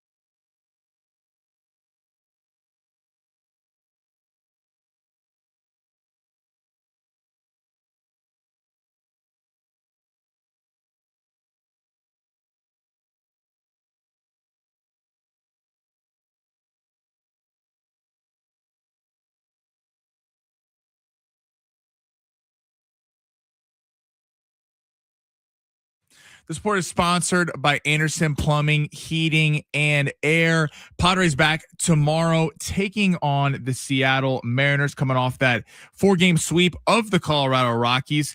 The Padres are currently plus even money on the money line with the Mariners being minus 120 tomorrow night. Thank God. Needed to know that. Brian Wu on the mound for the Mariners with Michael King going for the Padres. Still awaiting Nick Pivetta news after leaving the game yesterday with elbow tightness. And the NBA plan gets going tomorrow. We got Heat Hornets 9th and 10th place game in the Eastern Conference. And then the nightcap 7th and 8th place game. The Trailblazers will be taking on the Suns in Phoenix. Choosing the right home service company isn't just about fixing what's broken. It's about trusting who's in your home. That's why homeowners count on Anderson for friendly professional service that keeps everything running right. Visit AndersonPHA.com.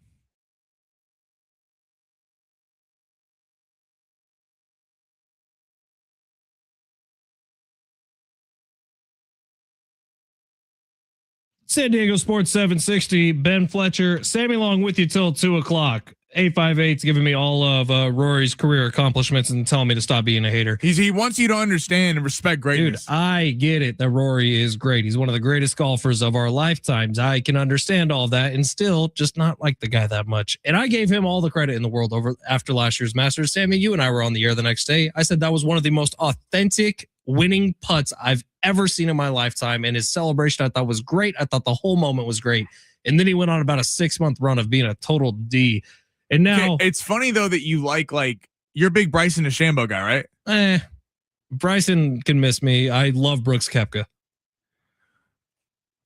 Bryson, I don't really care for Bryson, if I'm being honest. Is this about the fact that you were pulling for Justin Rose yesterday? I was pulling so hard for Justin Rose yesterday without any financial reason to pull for Justin Rose. I was just rooting for him. Again, the fact that he was not able to catch Rory is not about Rory. It says more about Justin Rose and Scotty Scheffler. Absolutely. I can fully acknowledge the fact that I'm more angry at Rose, Young, and Scotty than I am at Rory from yesterday. But I do think part of the Masters and what makes it so great is there's always someone chasing you down.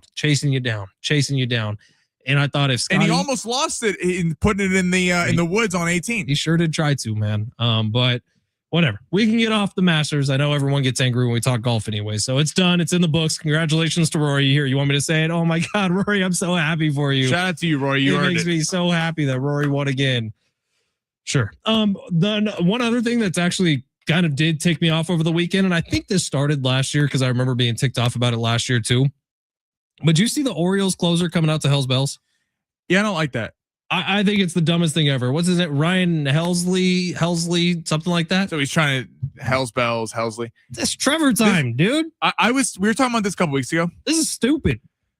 It drives me crazy. And this is horrible in boxing and UFC. I mean, it is rampant. Oh, you hate that Sugar Sean O'Malley calls himself Sugar Sean. We've seen enough sugars. We've seen enough. We need new nicknames. You don't need to keep ripping off. There's only one Sugar Ray Robinson, Sugar Ray Leonard. We don't need even Sugar Shane Mosley stealing nicknames. We don't need more sugars in boxing. Yeah, no one touches Smoke on a Water. That was Rob Nen's song. That was his thing. If anyone ever goes with Timmy Trumpet again, you're going to be looked at like you're an idiot. Right. That's Edwin Diaz's thing. I mean, Hoffman are one of the great entrances of all time. That's a Hall of Famer, dude. You don't rip off a Hall of Famer. I don't care if your name is Helsley. Well, I just think it's weird too. If you're Helsley, wouldn't you want to distinguish yourself and be something else? It's like Dylan Raiola, the quarterback now at Oregon. Yeah, he's Patrick Mahomes Jr. That's just so odd. Why would you want to try to look just like someone and emulate everything they do? Don't you want to be your own person? But I don't know. I think Padre fans have a reason to be pissed off about that. So if you want to join me in being angry with the Orioles closer coming out to Hell's Bells when he comes out, so lame, so soft. Also, I wish Trevor Hoffman would have played in 2026 so that the pyrotechnics and the light systems and everything could match the fire that was his walkout, because it was perfect as it is. Could you imagine if today's technology was here? Like watching Mason Miller come out, Petco Park transforms into a rave for a second. It looks amazing. We need to bring back closer entrances, like theatrical closer entrances. I think they're kind of back. It's a thing. Mason Miller and Edwin Diaz have brought them back because the all-star closer is kind of, not that it ever was gone, but the all-star, Mason Miller and Edwin Diaz are focal points of why you would go to a Padre or Dodger game. And then the show behind both of them coming out, it's fun that we're getting closers, big time closers back in baseball. It is cool. I enjoy it. And baseball needs stuff like that because it's a long season, man. And you need little things to be like, ooh, that's cool. I want to go to a Padres game soon. I might try to go this week. All right. Lakers, they will begin their series with the Houston Rockets, not this weekend, but next week. Saturday. So play-in tournament gets going tomorrow, and then Lakers and Rockets will start on Saturday. I was having this conversation earlier today with Rich. I was like, if you're a Lakers fan, or if you're in the Lakers organization, you got to be stoked with your first round draw. Even with some of the play-in teams. I don't know that I would want to mess with them more than I would want to mess with the Houston Rockets. The Rockets are an extremely flawed team at this point. And so the Lakers actually get a little bit of a break, understanding that they're going to be facing off with the Rockets and not, I don't know, say the Warriors. If the Warriors can find some sort of magic with Steph, because he's one of those players like a Luka who could win you a game all by himself. So I think this is actually good news for the Lakers, especially if Reeves and Luka can make their way back. Well, there was the whole last night for those who flipped after the Masters was if the Lakers won, which they did, and the Nuggets had lost, the Lakers would have jumped into that 3 spot.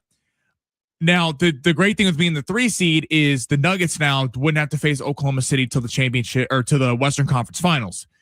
But I remember making the argument on Saturday on Alan's channel. The Rockets, Alan Sliwa, host of Schaefer and Sliwa, yeah, from 3 he's to our 6 afternoon every drive single day. host, Alan Sliwa, Sliwa and Schaefer and Sliwa.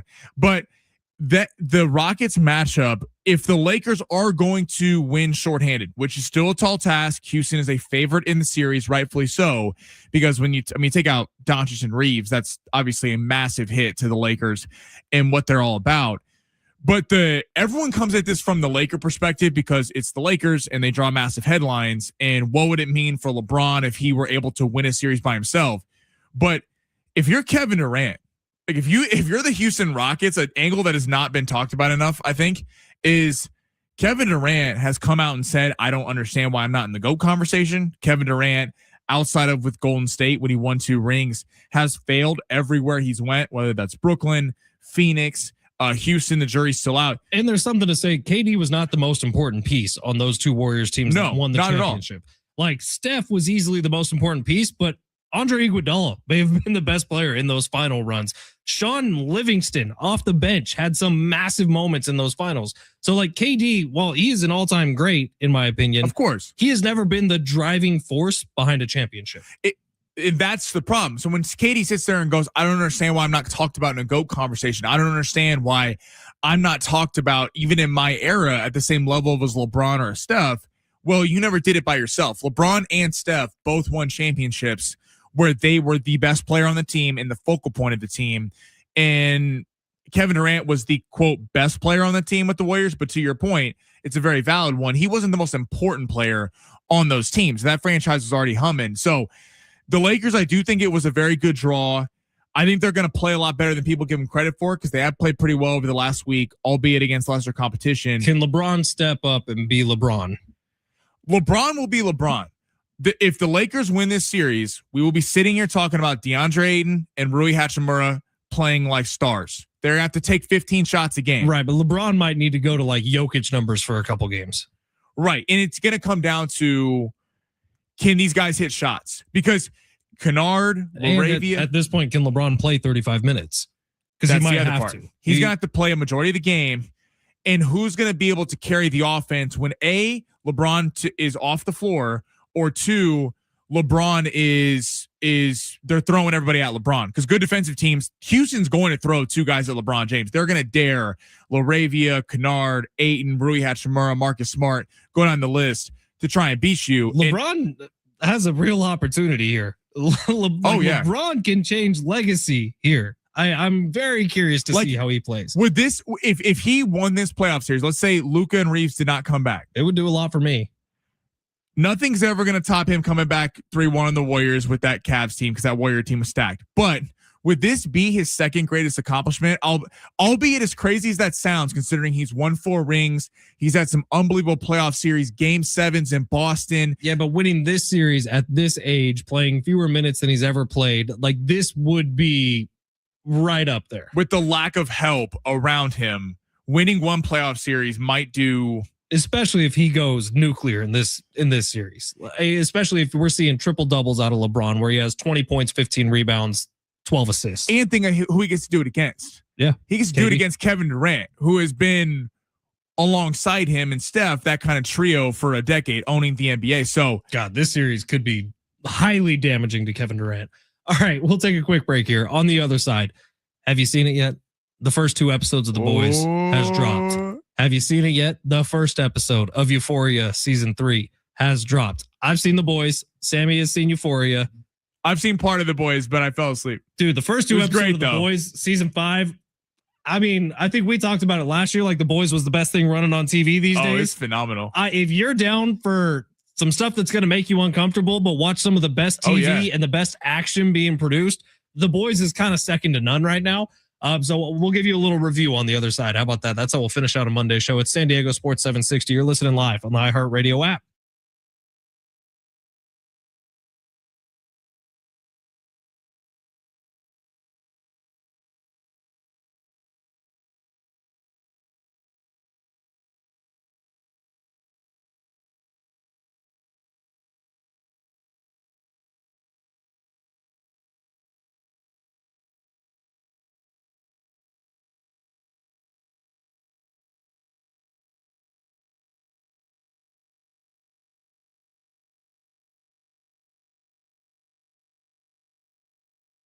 Hey, it's Fletch, and I am fired up. I'm fired up because it's my favorite time of year.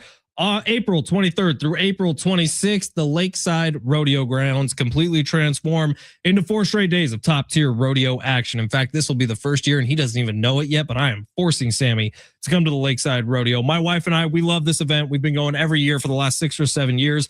We volunteer out there. We pour beers at the concession stand. Love saying hi to everybody. And it is a ton of fun, man, an absolute blast. So get on out there for 4 straight days of bull riding, steer wrestling, rodeo queens, and even the kids' stick horse races. They are adorable and really, really fun. This is the 62nd annual Lakeside Rodeo. It's fun, it's affordable, and it's perfect for the whole family. Bring out the kiddos. I know our listener Jeremy's gone the last couple of years.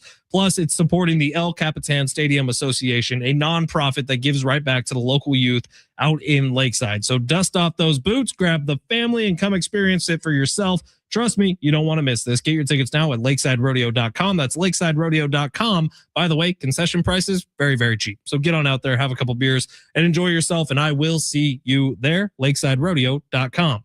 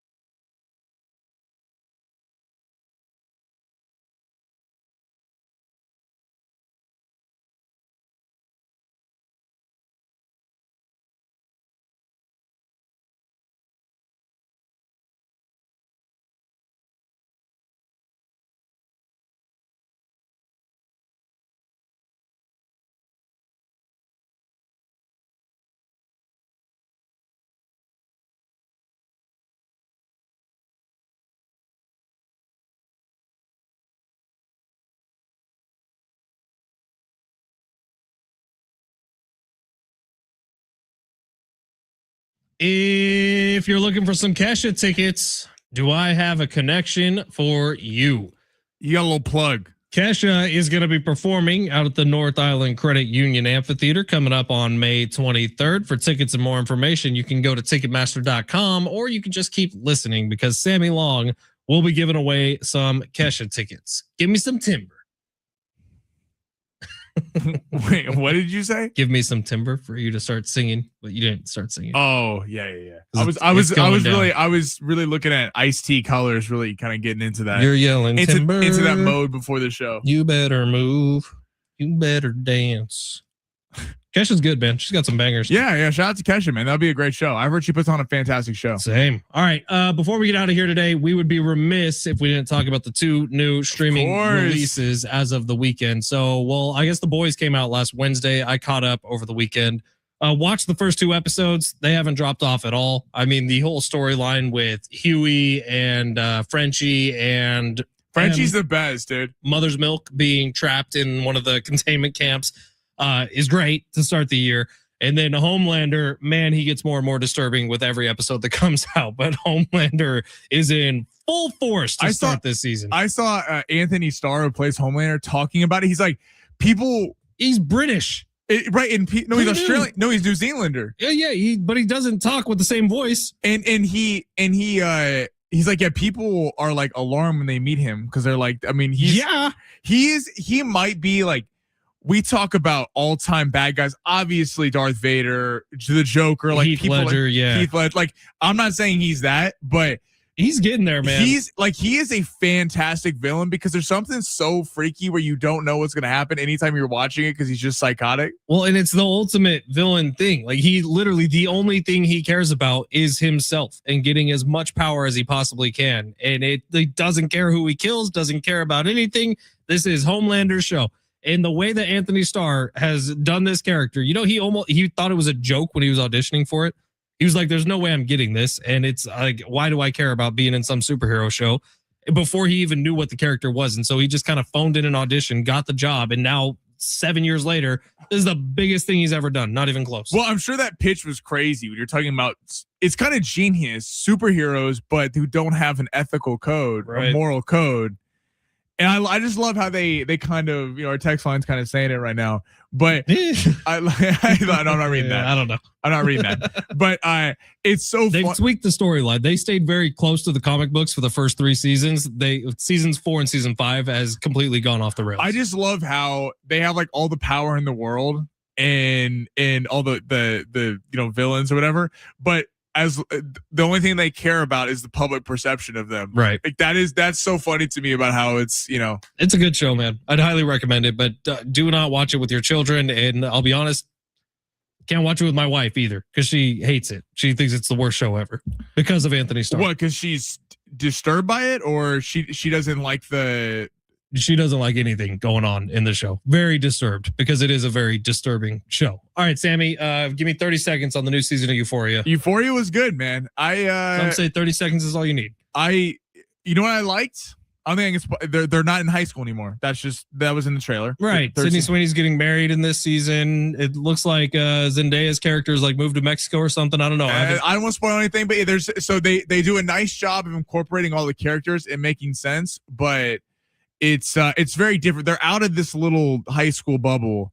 It's spicy. It wasn't very believable when there was a bunch of 30-year-olds who were in high school and partying like no high school I've ever seen. My only problem with Euphoria is right. There's no way that a friend group in high school can have this many problems. Like, I think every single problem you could think of that a teenager or a young adult would go through, every single one of them has. I'm like, guys, maybe we shouldn't all be around each other since we're just enabling.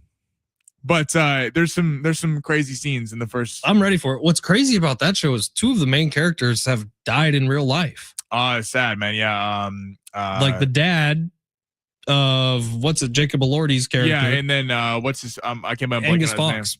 Yeah, Angus Fox, the guy who I can't remember the name of his character he played, but he was great. Yeah, Fez, the drug dealer, who was great in that show. Also a high schooler who was probably about 35 in real life. But both of them by the way, passed away. It's very sad. What is with that though in shows now? Like All American did the same thing where the entire cast is 32, but they're all playing 17-year-olds. Right. Very weird. Is it just because they don't want to have to like regulate how long they can work someone under 18? Because I don't know, like there's no child actors anymore. Yeah, it's just strange, and it's always happened. But it was like Friends. I think they were all playing a little older than they actually were. How I Met Your Mother. The guys were actually, that was the opposite situation. Those guys were all like 20 years old when How I Met Your Mother started. Right, and they made them look older. Right. Very, very weird, but that's Hollywood for you. I say as far away from that as possible in all senses of the imagination. But I'm surprised that Euphoria was not the number one topic on Big Rich, TD, and Fletch this morning. None of them watch it. So I can't believe Travis Dale doesn't watch that. He said he tried. He can't watch it because at the time when it was coming out, his daughter was in high school. Oh. And so he's like, I can't watch this. And now I keep telling him he should go back. Like, it's actually a good show. I know all that gets talked about is, oh, you get to see Sydney Sweeney's boobs. Cool. Great. Whatever. That is awesome. But it's also the storylines in that show. Everyone's an excellent actor in that show. I remember when 13 Reasons Why came out, I was heading into high school. Oh, my wife watched that. I can't even start it. My mom looked at me. We were watching it. She's like, if your high school is like this, she's like, you're telling me immediately because we are pulling you out the next day. I'm like, I promise it's not that bad. No, again, the Euphoria stuff, like nothing that cool ever happened in my high school. And then it all turns into chaos and awfulness. But like the majority of my high school was playing Super Smash Brothers with my friends. Yeah, it was like everyone is like, looks like a model. Right. And it's just like, you know, no, we wore sweatshirts and jeans. Yeah, getting with each other left and right. I'm like, I don't remember this high school whatsoever. Yeah, like I never even drank in high school. Somehow the high school was just different on TV, I guess. But I don't know. Who knows? Yeah, that's Sammy never drank in high school either. He was a perfect student. Straight A's. Oh yeah. Shout out to Rancho Bernardo High. All right. Well, we're about done for today. Sammy's gonna keep this party rolling. He's got Kesha tickets for you. Do you have a guest coming on today? We have every Monday. Chino Iglesias, Channel 933. One of the best people in our building, man. So excited for that. I'll be listening on my drive home. And Sammy, you have a great show, man. Padres, day off today, back in action tomorrow. SDFC, we'll get into that more tomorrow, but they had an exciting game over the weekend. Didn't go their way. Another red card has piled up for SDFC. We'll see if they can get boys getting feisty on the pitch. Yeah, man. Things are getting crazy. They probably need to fix that problem before much longer here. All right, it's San Diego Sports 760. Sammy next. Schaefer and Sleewell will drive you home. See you tomorrow.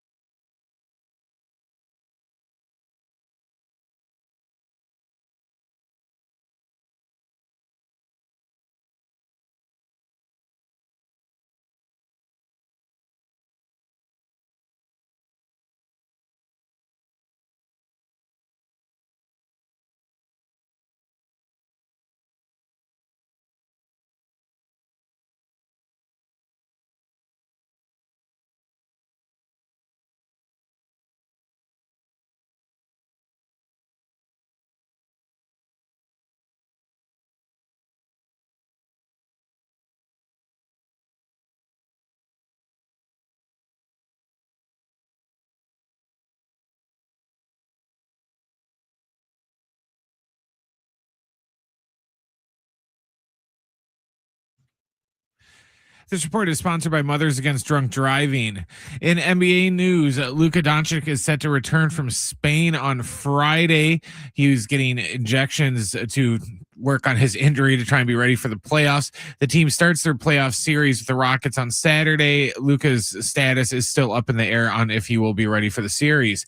And the Padres are off today. They start a series tomorrow night against the Mariners at Petco Park. It's going to be Brian Wu going for Seattle and Michael King on the hill for the Friars. And first pitch is set for 6:40. For victims of drunk and drug driving, your grief is unique, but you are not alone. You always have a place at MAD. Call the 24-hour victim helpline at 877-MAD-HELP or visit mad.org. Going long with Sammy. That's going to be hot. In depth on the story of the day. Plus, it's warm in the hot seat. Now, it's Sammy Long. Welcome back to Going Long. Big voice guy just got into it. The third week of the show. So again, I really appreciate everybody for rocking with us. Really means a lot. Schaefer and Sliwa coming up, new afternoon drive show at 3 o'clock, 3 to 6.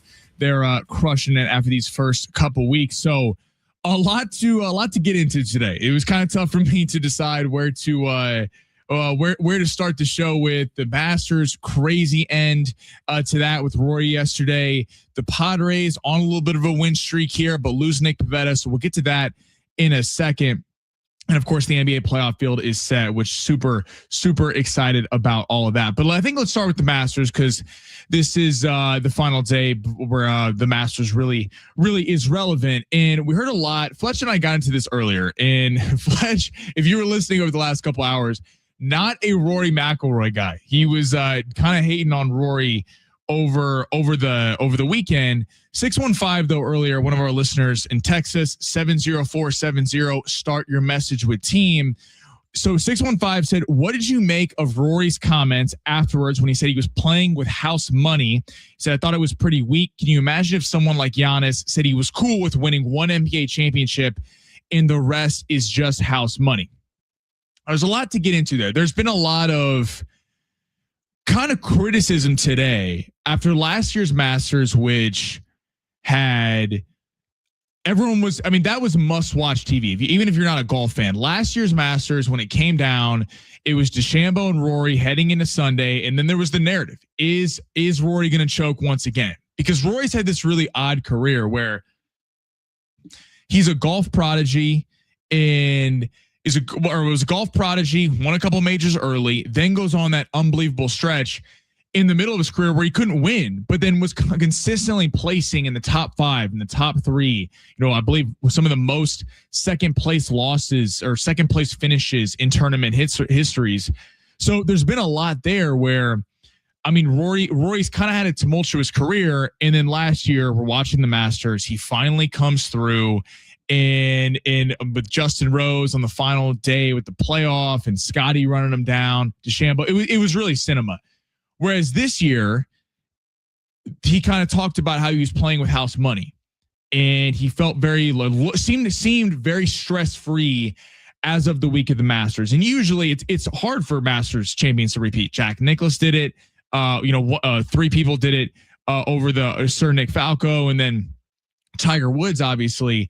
But Rory joins elite company. But there's been a lot of flack today around Rory McIlroy, and that 615's question about what was your guys' reaction to the fact that he said he's playing with house money.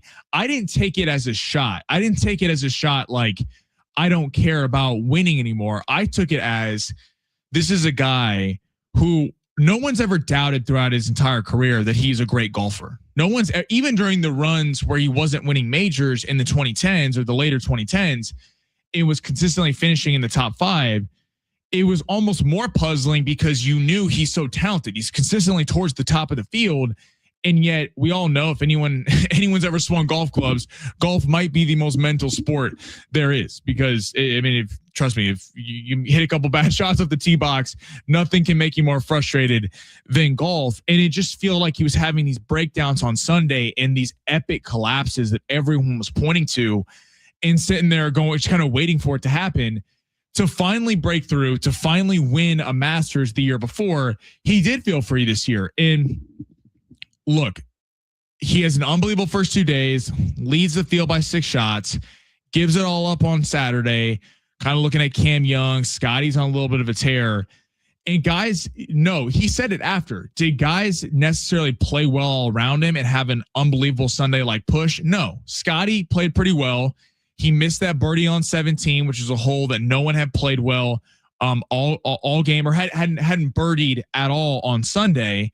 And then Justin Rose kind of felt like the script, the writing was on the wall for him after losing to Rory in the playoffs a year ago. He doesn't come through. Cam Young kind of falls apart. So although Rory didn't necessarily have some great Saturday, Sunday, I mean, he still hit the shots needed to win. I mean, he was in the 90s for the first 2 days with his driving accuracy and power. It's crazy he was winning considering his driver was not working whatsoever through the first couple days of the tournament. And then on 18, he shanks the one in the woods and we're all sitting there going, oh, is Rory going to do it again? And he remained calm. I don't think if he wins the Masters the year before, he wins this year's Masters because of the names that were chasing him. Despite none of them really having great Sundays, Cam Young, number 3 ranked player in the world, Scotty, number 1 ranked player in the world. That'll flip now that Rory won. And guys like Shane Lowry, guys like Justin Rose, who have been there. And Ludwig Aberg made a little bit of a charge early on Sunday, even though he was kind of out of contention. It's just a testament to Rory. And I see a lot today of Rory McIlroy kind of getting crushed. And Rory actually spoke about his lead up to the last month of the season playing at Augusta. Here's what he had to say. I joked last week and going into this week, like, this place feels like my home course. I haven't played anywhere else in the last 2 or 3 weeks, really. So I felt prepared in that way. I felt prepared that, wherever I headed on the golf course, I sort of know what to do. I know where to miss. I'm pretty comfortable with all the shots around the greens. And yeah, I think it is. It's a good blueprint. I said this earlier in the week, I'm not going to take 3 weeks off before every major, but to get to the major venues early, do your preparation, play, and not just play and look at things, and actually play, go out there with 1 ball, shoot a score, try to do it that way. I think, and I've talked to Jack Nicklaus over the years about how he prepared for majors, and he would go the week before and he would simulate a tournament. He'd play 1 ball for 4 days, shoot scores, so then when he got to the tournament that, it was sort of, it felt second nature to him. So I did a little bit of that leading up to here, and I think it's certainly a good way to prepare going into the next majors. So some people are kind of crushing Roy for this, taking stuff away from his second Masters win because he had been training at Augusta for the last couple of weeks, been playing there, skipped the last couple tournaments. I'm not going to do that. I'm not going to take anything away from Rory McIlroy. Rory McIlroy, he was the defending Masters champion, can do whatever he wants. And guys sit out tournaments on the PGA Tour all the time. And let's be honest, outside of avid golf fans, and I love golf, I love watching every Sunday, but yes, the Masters brings an audience of a lot of people who watch 1 tournament a year, and it's the Masters, because golf rarely takes center stage, and the Masters is the one weekend where golf takes center stage among every other sport. And that just usually, 9 out of 10 times is not the case. So I don't have a problem with Rory playing at Augusta the previous week. I know Fletch did a little bit earlier saying that you kind of took something away from it. And it's fine if you think that. I don't think him playing Augusta and training for the Masters, especially knowing, by the way, that as the reigning Masters champion, you kind of have a hectic schedule. You're doing tons of media obligations. You're putting on the Masters dinner on Wednesday night. I mean, or Tuesday night. There is a lot more that you have to worry about besides just participating in the Masters. So text me, text 70470, start your message with team. Does the fact that Rory was playing a couple weeks at Augusta before the Masters tournament, does that take anything away? For me, it doesn't. I give Rory all the credit in the world. I really think that I'm excited with how Rory was playing. It's cool seeing him and kind of now Scotty setting something up for the foreseeable future, because for a while there, it felt like Scotty was just going to dominate and no one really could hold a candle to him. And now all of a sudden we're sitting here going, Scotty hasn't looked quite the same this year on the tour, although still one of the best golfers in the world. Rory and him are constantly going to be battling. And then you're going to see guys like Cam Young, Justin Rose. Can they break through and win the big one? 615, who texted earlier, says, Sammy, just to follow up on that, I understand Roy probably meant to say the pressure was off because the monkey was finally off his back after winning last year, but saying it the way he did implies that he's not as driven to win it again. And again, he was chasing that first one. And that's fair. I think that that's fair. And you wonder also the motivation going forward when you start, he's already got the career Grand Slam outside of trying to run Nicholas down or run Tiger down. What's the motivation there? But I do think it's a little bit different. Back to that text of if Giannis had said, I just am content with one championship. I didn't take it as he was content. I took it more as the monkey's off his back, like 615 just said. And now I can play relaxed. All right, flipping to the Padres. Big weekend for the Pods. We were beginning over this over the last couple hours. It's tough to assess the Padres right now because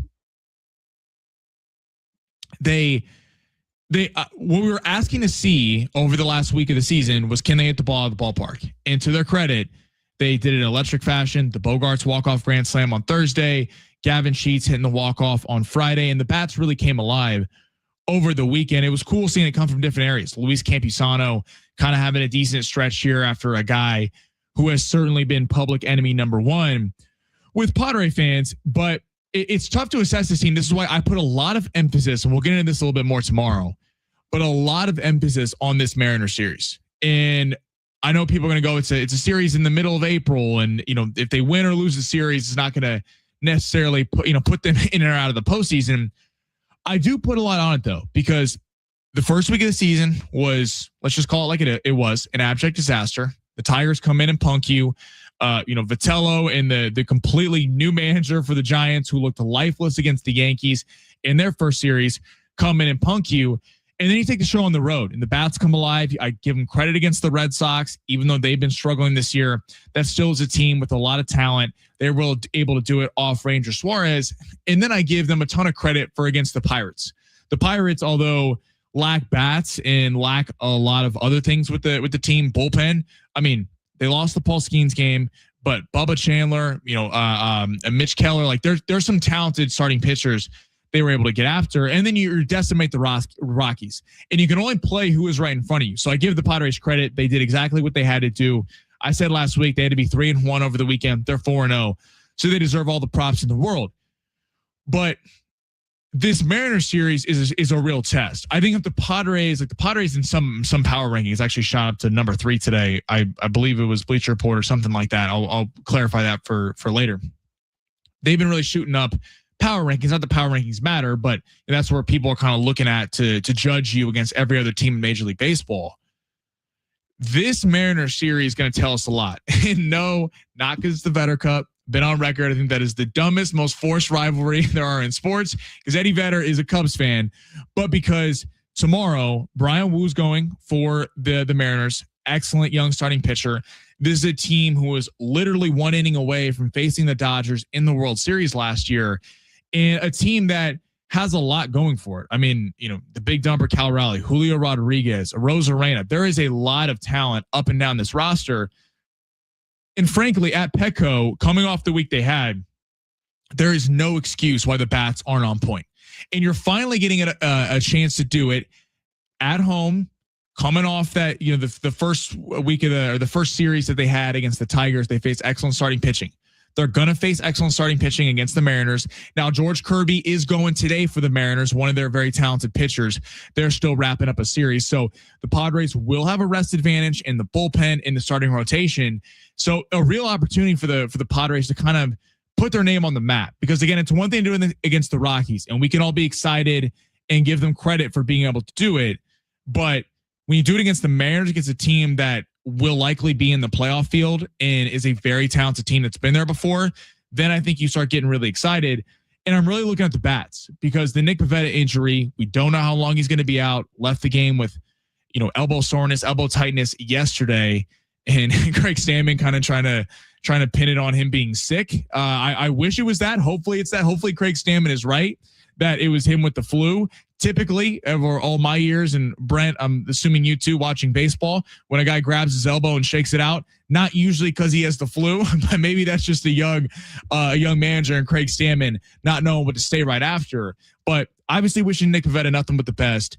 And the one silver lining is we could see a Dodger situation where Nick Pivetta and Joe Musgrove are kind of on ice for months on hand. If we remember last year when the Dodgers won the World Series, Blake Snell, Tyler Glasnow, Roki Sasaki, all these guys spent massive amounts of time on the injured list. And it cost the Dodgers a lot of games during the regular season because the Dodgers starting pitching wasn't great in the middle of the season. Then it became a juggernaut because everyone got healthy in the postseason.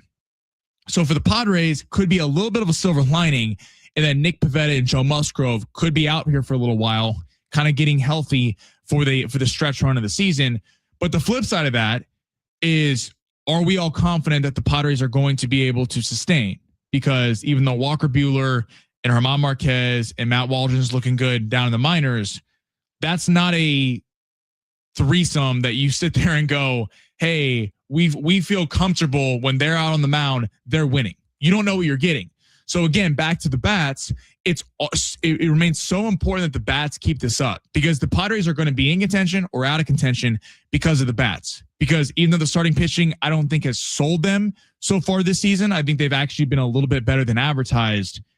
You're going to have to, with the amount of injuries this team has at the starting pitching position and how thin it's going to be, the bats have to show up. And tomorrow night against the Mariners is a perfect time to start doing that. And we'll get a real clearer picture by the end of the week if they were taking advantage of the Rockies or the bats are really back for San Diego. All right, coming up next, NBA playoff field is set. Lakers taking on the Houston Rockets. Do they have a shot? We also got some updated news on Luka Doncic and Austin Reeves. Will or will they won't be available? We'll also kind of take a wider look at the NBA playoffs. At 2:30, Chino Iglesias jumping on with me for his Monday appointment, and then Schaefer and Slee will be joining me for the crossover later on. Come on back, going along San Diego Sports 760 live on the iHeartRadio app.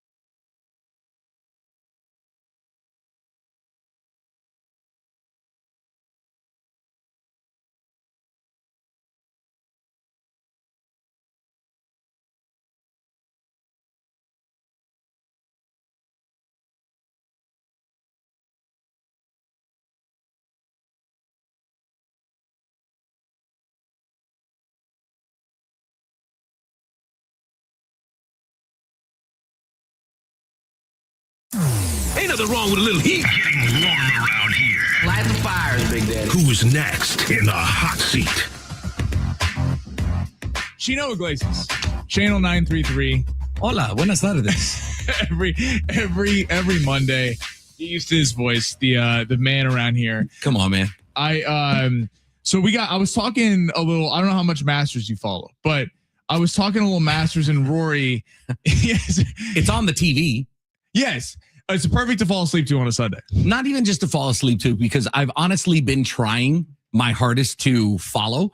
I'll play the heck out of some golden tea. I'll tell you that right now. Yeah. I got the golden tea at the crib, the actual I feel like arcade. you can stick out on the course. Listen, I will kick some butt at Top Golf. Real? Okay. I'll hit the back of the net.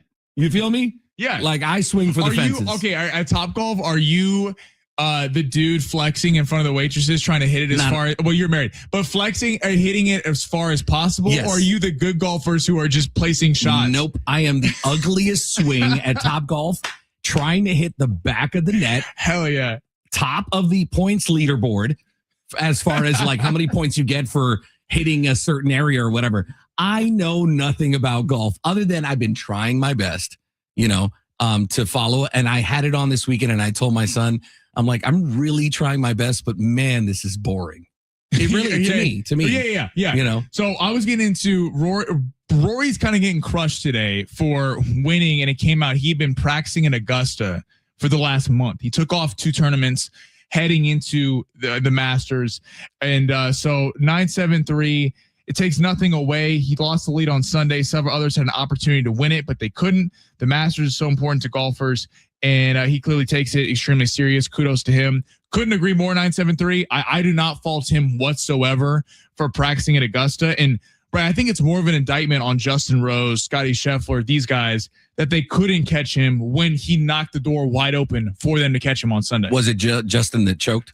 Yeah, Justin Rose. Because Justin Rose kind of down the stretch. Scotty went on a great run, but he missed that birdie putt on 17. 858 says shame on Rory for practicing more than other guys, that he has a better chance to win. Funny. Weird complaint. Yeah, it was odd over the last day. All right, NBA playoffs are set. Okay. We have. I think this is a pretty fun playoff field. I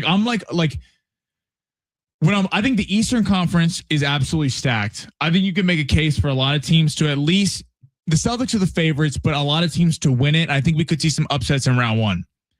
In the West, so our Lakers. That's the big story because everybody wants to make it a big story. Against the Rockets. Uh-huh.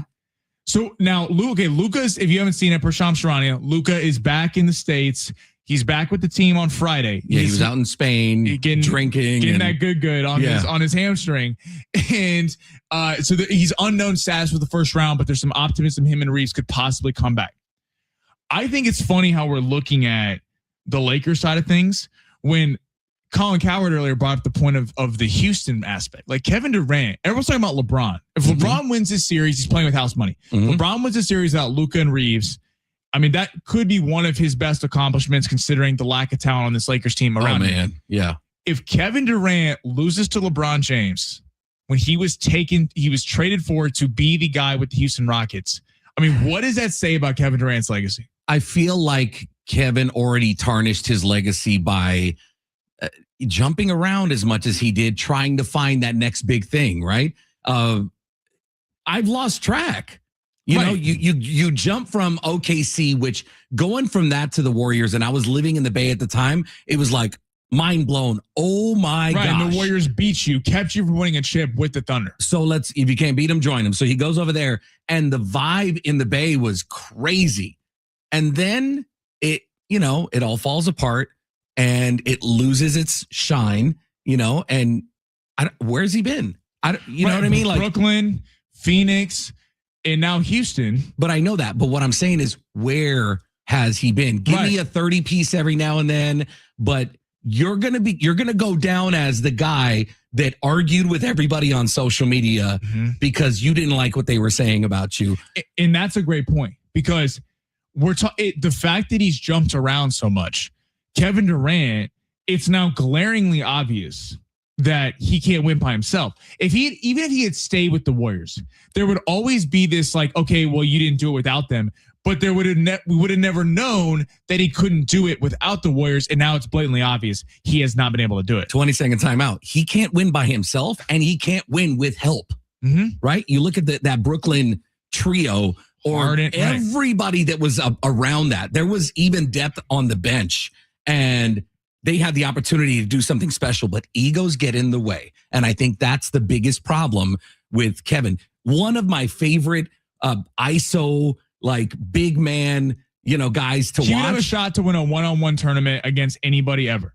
In his prime. In his prime. Now, I don't know, knocking knees. I don't know if that, he's going to be able to do that nowadays. And yes, he still has it. I'll give it to him, but you can't do it alone now. You couldn't do it with people. You couldn't do it with help, and you can't do it alone.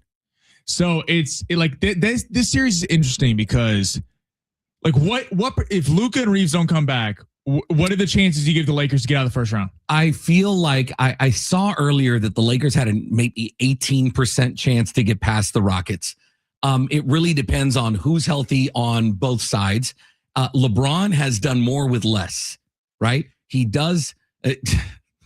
He has Ayton. That's no big thing. But if your guys go, all right, cool.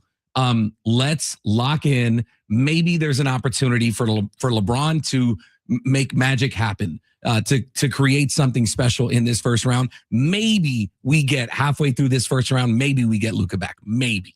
Right? But I think we don't. I think LeBron can pull it off.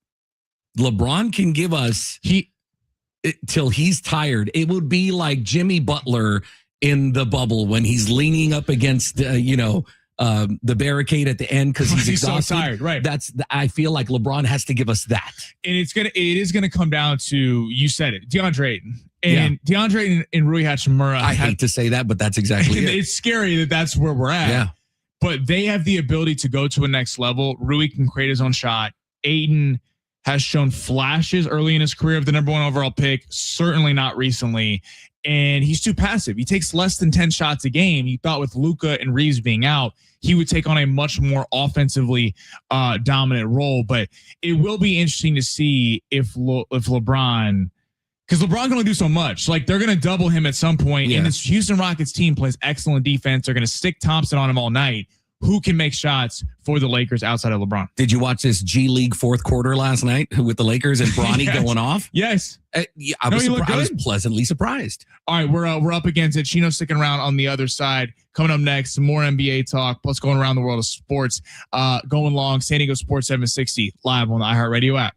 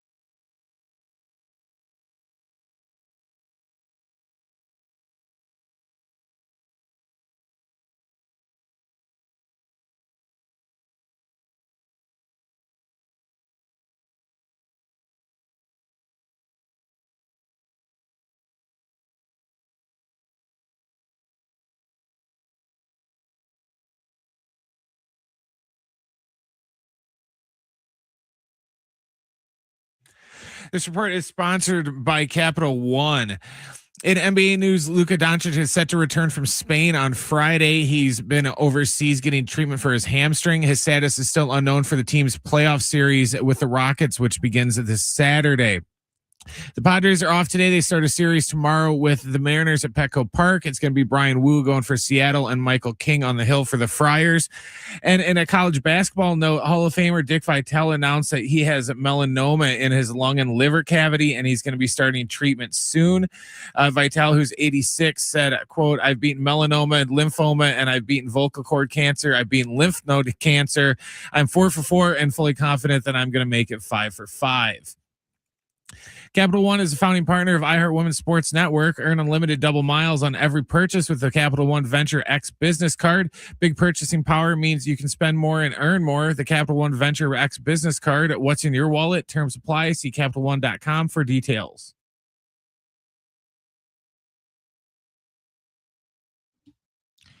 Welcome back to Going Long. Chino Iglesias channel 933, jumping on with me today every Monday. So I just found this out about you a couple minutes ago. And I know Brent Sperry, our very own Brent Sperry, is a massive wrestling fan. Yeah. You're a massive wrestling fan. I'm a diehard. I grew up on it. So my first love is NBA, right? My second love is the NFL. I love baseball. I think the big three are always huge with me. But since I was a kid, and I think there's a lot of people out there that are listening that as a kid, you loved it and you kind of grew out of it. I've been in and out, weaving in and out my entire life. Okay, so you guys were talking. There's like a big WrestleMania card this weekend, right? It's WrestleMania is what it's called. It's like their World Series, their Super Bowl, right? It's a 2-day event in Las Vegas. And a lot of people are really disappointed on what's happening. Okay, so let me know about this, because I'm not some big wrestling fan, but I enjoy like hearing about it. So there's a lot of celebs. Like I saw Tyrese Halliburton on Pat McAfee today, and he's attending. Yeah. So wrestling fans aren't a big fan of that. We've had Tyrese Halliburton. There was Jalen Brunson. There's been quite a few people. But if you look at the history of WrestleMania in itself, you've had Mr. T. You know, you've had Snooki. You've had a lot of these big names come through. Liberace, right? Like there's been a lot of big, huge superstar Hollywood stars that have been in and out of this, world, if you would. But now I think a lot of it, they're leaning towards using these people as a default versus actually building a storyline around it. Let's be honest. It's our soap opera. It's sports and entertainment, if you would. But at the end of the day, it's like, do I really want to see Jelly Roll from the top rope? I don't. Yeah, and a lot of these guys aren't really stars. That's like saying, hey, you won season 45 of American Idol. It's like, yeah, we went through 45 seasons of you, so you're not really the best. You're what's left over. That's where we're kind of at now. And, I get you want to have celebrities and stuff in the crowd so you can be like, oh, look, Tyrese Halliburton's here in the crowd. Jalen Brunson's here. But, it's like I told Beto last week that the difference is they're not going to jump in the ring. If they're at the Super Bowl, they're not going to start catching passes from Tom Brady. Right, they're in the spectating. Quarter. But, Jelly Roll's going to be part of the matches. Little Yachty now for some reason is going to be part of the matches. But not just that. You have the influencers, the, God, the sleeveless one. Logan Paul's in it, right? Logan Paul's in it, and I got to give it to Logan Paul. Wrestle. Not just wrestle, but like really, he's got charisma, the whole nine, and that's what you're looking for in that world, right? But then they're forcing iShow Speed and all these other guys that maybe they have a huge following, and they're feeling like maybe we're going to get a different set of eyes on the product. But at the end of the day, you have the diehards, you have the ones that have been there from day one, those that live the life and buy the belts and go through every single Tuesday. They're talking about what happened on Monday and whatever. Those weirdos, and I'm part of that clique. You're kind of falling out of love with it because it's losing the creative. Right. So we're going to lean on this nonsense. It's so much about influencers and getting clicks that you're everybody's losing. like, Yeah, okay. Yeah. All right. Well, I'm gonna have to check it out. Maybe we'll have a WrestleMania breakdown on Monday. Dude. I don't think you're ready, brother. All right, switching to the NFL. We are 9 days from the NFL draft? That is what I'm looking forward to. Oh, dude. I mean, one of my favorite 3 days of the entire year at the NFL draft. You are a massive Raider fan. How are we feeling? Fernando Mendoza, 9 days out, draft plan for the Raiders. I feel like we're already there with him. I feel like all the decisions are being made that we don't know what we don't know, right? So they're making it, the pieces are in place. It's what are we going to do after that? Are we going to hope that one of these elite receivers falls a little bit? Are we hoping that, maybe we trade up, to go after someone like Mekhi Lemon? That would be, phenomenal to see that happen. But we don't know what we don't know. I'm the kind of person that doesn't get on the pedestal and like, it's our year. I want to see the product on the field. So hopefully I have faith in this regime that we can make something special happen, because historically, over the last 20 years, we've had some great draft picks that have left us. Okay, yeah. That have left us, and not great drafts, right? We might have had the year with Amari, we might have had Khalil Mack, we might have had Josh Jacobs. Max Crosby. They're all gone, except for Max. We almost lost Max. Right. So hopefully this is what we can do to turn that around. Aside from that, I'm really invested in seeing where all these other picks are going to go. They're trying to force feed us. This is the number 4 quarterback prospect, and that nobody cares. It is. I'm like, there's been this narrative on the draft that it's a quote bad draft, and I couldn't disagree. I'm like disagree more. I think it's actually one of the most talented drafts. I think it's not as top heavy at the position players yeah. To where people like who maybe are into fantasy football who just watch that are like, wait, outside of Carnell Tate, Mekhi Lemon, and Jordan Tyson, where are the star receivers? Arcadian Sadiq's the one tight end from Oregon. But like this offensive line, defensive line draft, I mean, hell, we might see, Arvell Reese, David Bailey. I know Ruben Bain had the kind of situation today, but Akeem Messidor. I mean, there are Sonny Styles. There are countless pass rushers and defensive linemen in the front that are probably going to light up the first 10 picks. And this is a really like foundation draft where I think we're going to see some teams chase the premium positions, or who's going to really build a foundation from the defensive line and the offensive line. Yeah. And I feel like there's teams like the Chargers, right? That need to build on that offensive line, because you have a star quarterback. If you can't protect them, right? You have a star quarterback with weapons. And if you can't protect them, you're not going to go anywhere, right? So I'm interested to see how they're going to draft, right? Especially since, it's an AFC West opponent. You completely understand that. But where are these other teams going to go? Who's going to trade back? I'm excited, man. This is like really the beginning of the new year for me when it comes to the NFL. I also am curious, like Ty Simpson's the second quarterback prospect at Alabama. What team, right? Because that's what a lot of people feel about him. Watching him at Alabama, the one thing I'll give him, he had no running game, but he wouldn't look great. But our teams, this is where you see bad teams reach on players that, quote, aren't as talented because they're so desperate to have someone they can sell to the fan base as this is the franchise quarterback. Look at Michael Penix Jr. Exactly. And I know my stuff when it comes to that, because I feel like, please don't get him. Like I'm thinking to myself, Raiders fans are like, oh, we got to go after him. I'm like, no, you don't. No, you don't. Because he's going to get killed back there. Well, and this is why I have so much faith in your Raiders going forward, and we've talked about this on air and off air. Tyler Linderbaum is not a signing that leads on SportsCenter, the center spot, but it's a signing for the offensive line. It's a signing for Fernando Mendoza, and that's where these teams like Herbert gets both of his tackles back. The interior is still bad. I mean, they signed Biadaz as the center, but Lamar Jackson, they have offensive line problems. Buffalo could use some offensive line with Allen. Yeah, absolutely. The Chiefs could use a right tackle. They lack depth there. They got injured a lot last year, but could still use some depth on the right side. Bo Nix, like, I'm curious who goes with the quote sexy picks of the tight ends, the receivers, the corners, and who is like, we're going to build from the interior and really get after it. Because that's really what it takes to win. Right. Is you have to fill all the positions versus, like you said, the sexy picks. I really got to give it to you. I don't think that it's told to you enough. Your knowledge of everything that we cover impresses me, dude. Oh, thank you, man. It really does. Like, you do your homework. You understand, all, not just the big three. You get it. And we've had conversations off the air about it all.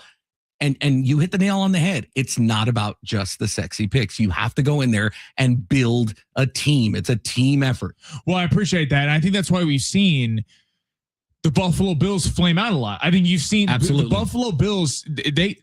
That offense can sell a lot of tickets in September because you have the guy's a monster, right? And Josh Allen's a monster. Stephon Diggs, and you've had Dalton Kincaid. Like you've had James Cook. You've had guys that it's been all about the offense. And you see, like the Eagles. I know they got beat last year by the Niners. The Eagles are a team that they don't wow you in the regular season. You go, they look kind of boring. The offense is sluggish. We're running the tush push.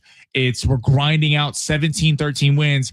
And yet typically they're going far in the NFC because when it gets tight and it's cold outside and you're not winning 40-37, you see the cream rise to the top. And that's why I think your Raiders have a lot of success going forward because they're finally building from the inside out to out. I feel like with what we can be putting together, my goal is to go 500 this season. That's success for me. That's the way I'm going to measure success for this regime and this team that we're building. If we can go 500-ish, then I feel like we've done the right thing.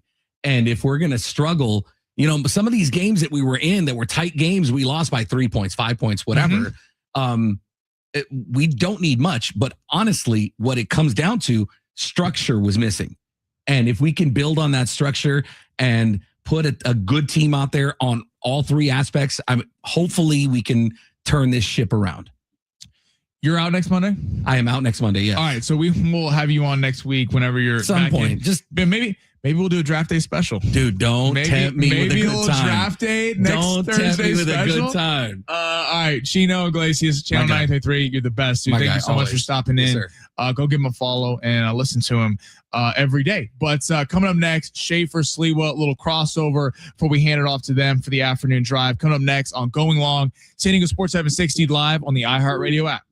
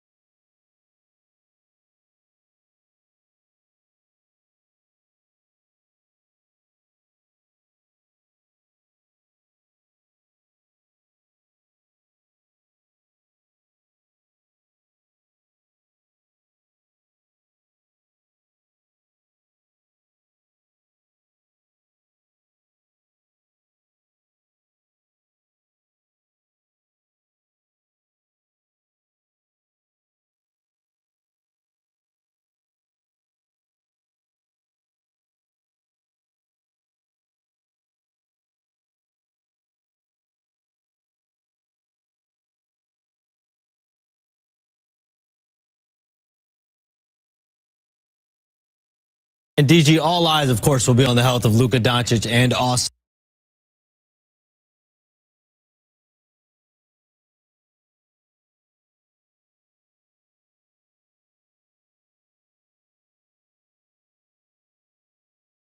Feel a little bit better. How much?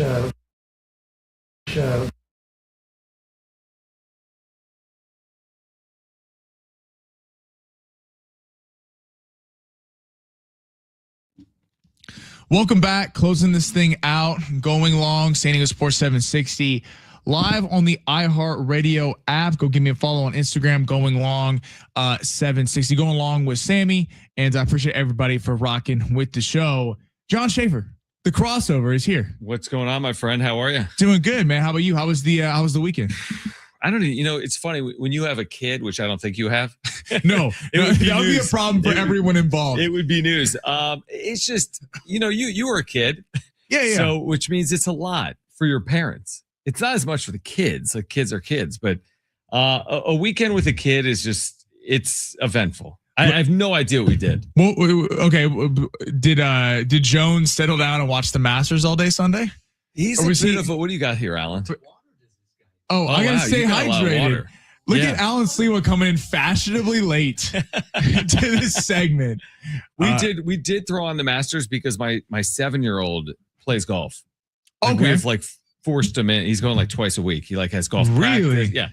I mean, I don't know if that's going to pay off. He's gonna be like a stick, but everyone gets into golf at 12, 13. So Yeah, he's gonna into be 7. crushing it. Yeah. But so we watched a little bit, and it was it's good golf. How exciting was the end? I didn't see it live, but I'm following it. I gotta imagine to have those two at the leaderboard. That's got to be pretty exciting for a Masters there. It was, but I feel like Rory kind of had it in the bag because he was dealing with 2 strokes, right? He had 2 strokes to work with. Little cushion on the 18th, right? It was disappointing when Scotty missed the birdie on 17. So he could have forced it closer. Because then it would have won to a playoff because he shanked the one in the woods off the tee box. Talking about Rory. So I'm curious what you guys think. There's been a lot of flack today with Rory. It came out, he said that he skipped the final or the previous 2 tournaments before the Masters. Mm-hmm. He had been practicing at Augusta. He was on his private jet, going back and forth, practicing for the last month. And Fletch and I got into it earlier because he was kind of saying the lack of push from everyone else made it less of a win for Rory, which I couldn't disagree with more. I think the fact that he opened the door and guys like Justin Rose, Scotty Scheffler, Lowry, none of them really stepped through. He trailed by 2 strokes. That's what I told him. Yeah, no, he trailed on Sunday. This was not some cakewalk. He had to play an well. Asterisk on his green jacket. No, They might put one on there. Absolutely might as well. not. It says, well, Tiger Woods didn't play this year. He wasn't winning either way. Okay, wait. That's what I said. How common is that they miss a couple of tournaments and they're going to Augusta to practice? Are all the top golfers doing that? Well, that's not all of them, because a lot Rory was the defending champ. I don't fault him at all. He has the week of the Masters. You're putting on the Masters dinner, the champ dinner. There you You're go. doing a bunch of media obligations, way more than 95% of the field because you're the returning champ. I have zero problem with him practicing before. Isn't that what golf? I mean, you're allowed to. It's not like Right. I mean, it's not like he was circumventing anything. The way golf is heading too is there's just less events. In 2027, they're shortening the calendar because it's a little bit like what we talked about in the NBA. They're with load management. The best players to only perform. I don't know how The many NBA tournaments. players will be so good at golf. They'd be so Could good. you imagine? Just load manage. How They're many the play. tournaments seriously does Rory play in a year? Right. I mean, they're not playing in a lot of minor tournaments throughout the season. They're getting ready for the majors. Yeah. You know what the hate is? Probably, honestly, just as simple as this. When he didn't win a Masters, everyone was rooting for him. And now he's got 2 in a row, and there's a little bit if I'm Rory, I don't give a flying what anybody thinks. I got 2 Masters in consecutive years. That's One of 4 amazing. players ever. That's amazing. I mean, one of the coolest moments in sports is putting the jacket on yourself, not having that is someone pretty put the dope. jacket Yeah. on you. What's he overall. got now? How many majors? 5 or 6? He has 6. I mean, He's this guy- committed the career grand slam already. His legacy's good. Made man. Yeah, he's good. He's good. Alan, what'd you My get bad, this by the way, weekend? the day got away from me, man. I mean, just out of did it? nowhere. It just got Out away of from you. nowhere, the I day was got about away to from bring me. that up. The Yeah, day got away from I us. looked at the clock and I'm like, is it 2:50? Right. So Should on I- Friday, when Sammy was in LA and we were doing the crossover segment, Sammy tells us that he didn't do your preview video on your YouTube He does channel. typically a preview video. Because the kind of day got away. previewing. Because the day got away from The him. day got away His from exact me. words. The day. A 22-year-old coming at him in his Exact mouth was the day got away from me. That is Right. a newfound respect I have for you, my friend. Again, I let you all It's an know. impressive line. I thought the night was ending in Pasadena at 10 Like p.m. the guy is running a Fortune 500 company. Yeah, exactly. He has 4 kids at home, Right. and the day got away from him. The day got away from us. Hollywood How long happened. are these preview videos? They're like 10 minutes. 10 minutes. And you go on the air at noon. This guy made it sound like he had a 3-hour show. I'll be honest. I was nursing a little bit of a headache, and Oh, I here we go. texted Sliwa at 11. I was like, "Listen, I could do it. It'd be kind of hard because of the studio. I'm not all set up, but I could get it done." He turned an ankle. He's out 2 to 4 weeks. Now, are you going to do preview videos for the playoffs? We're not or sure only what if we're they make doing. the We're not finals? sure. No. If they make the finals. We're gonna wait till Friday. Not games I 2, have 4, no and idea 6, if he is. but 1, 3, and 5. Yeah, exactly. Yes, I will. The day will not get away with us from us. Thank you, Sam. Yeah. The day- I I appreciate hope that. not. They play Saturday at like 8 o'clock. listen, So hopefully, that is the new excuse. If something ever does not work out for you, the day got away. I do The like day- that line. The day got away. I do like that The line. day got away from us. What you boys got coming up on the show today? We have Kevin Acey joining us in Yeah. 30 minutes. Okay. The latest on Nick Pivetta, Mark Medina on the NBA with the playoffs about to get underway, including the play-in tournament. He'll join us A lot of Padres stuff 5 today. p.m. A lot of Padres stuff. Tons of Padres. Okay. Hell yeah, boys. Well, I will be listening on the way home. Flesh and I back at 12 o'clock. Got some big guests coming up for Schaefer and Sliwa. So stay tuned for that. I'll be back tomorrow going long 2 to 3 on San Diego Sports 760 live on the iHeartRadio app.